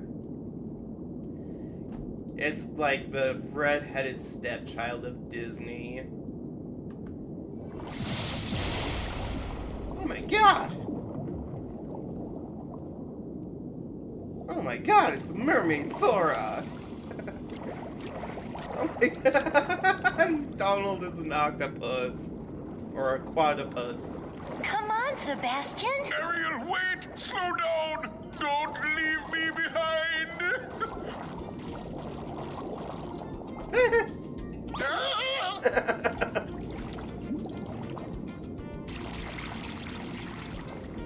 Oh, relax, Sebastian. They don't look like one of them. Right, Flounder? I don't know. There's something weird about them. What do you mean? They do seem a little different. Where are you from? We're from kind of far away. And we're not really used to these waters, No, I see. In that case, Sebastian can show you how we swim around here. Ariel! King Triton will not like this! Oh, don't worry. Easy for you to say, okay, it's time for you to learn how to swim properly. WASD, space, and then right click to dive.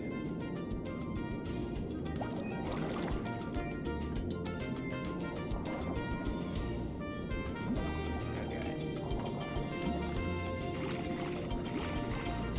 This ain't too bad. Come not that way. Not that way.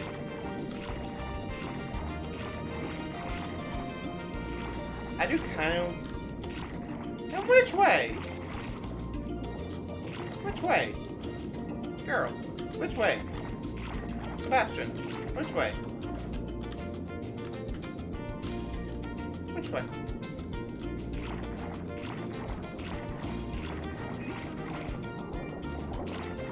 Where do I go?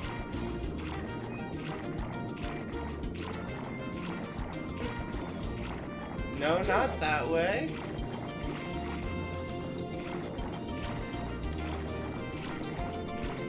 No, not that way. Which way? Quit yelling at me.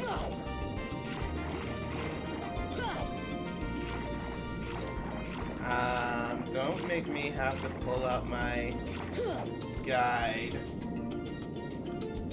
Alright. Atlantica.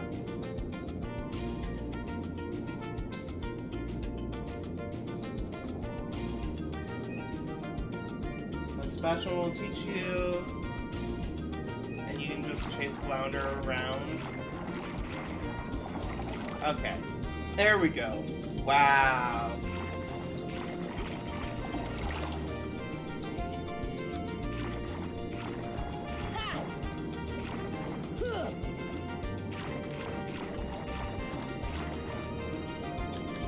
It is a little bit awkward. I'm used to shift to like sneak or whatever, and of course shift brings up the shortcut menu for magic, so that is a little bit of awkwardness. Otherwise I'm not minding this too much.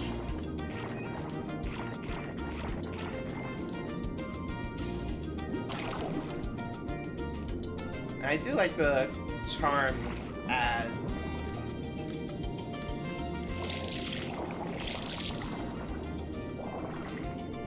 Good job! Now let's move on to self-defense. Sebastian! Eh? Uh-oh. Well, there's Heartless. Class is over. Good luck. I don't need luck.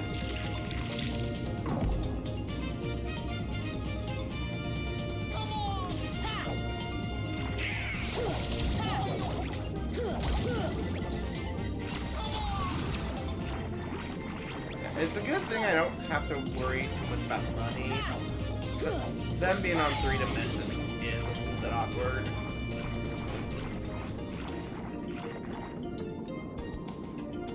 Alright. Now let's talk with Ariel, I assume. Wow, nice job!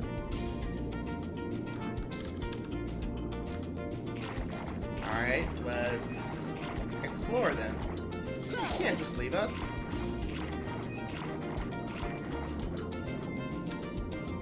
Hey, it might open. Okay. And then there's a save point there.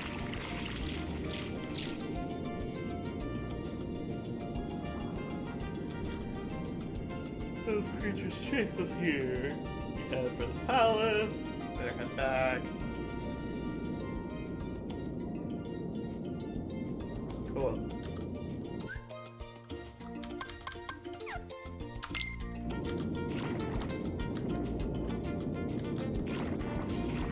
Alright. I'm gonna go ahead and save. And I'm gonna call this stream done before we get too involved in the story. I'm going to have some lunch and just kind of chill for a little bit, and I will be back later, maybe for some Kingdom Hearts. So hopefully you'll join me for that as well.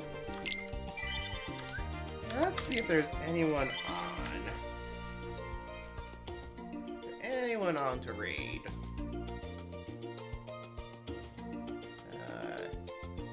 Wow, nobody's streaming today? Really?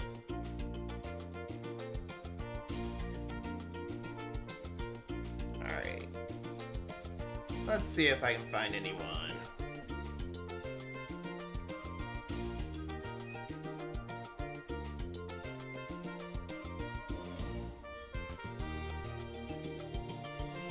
I hear somebody with...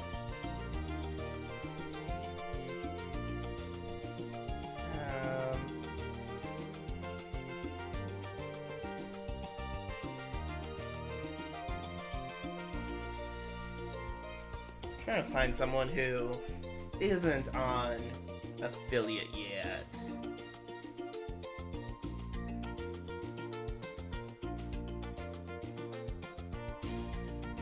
Alright. Here we go. Megan draws a lot.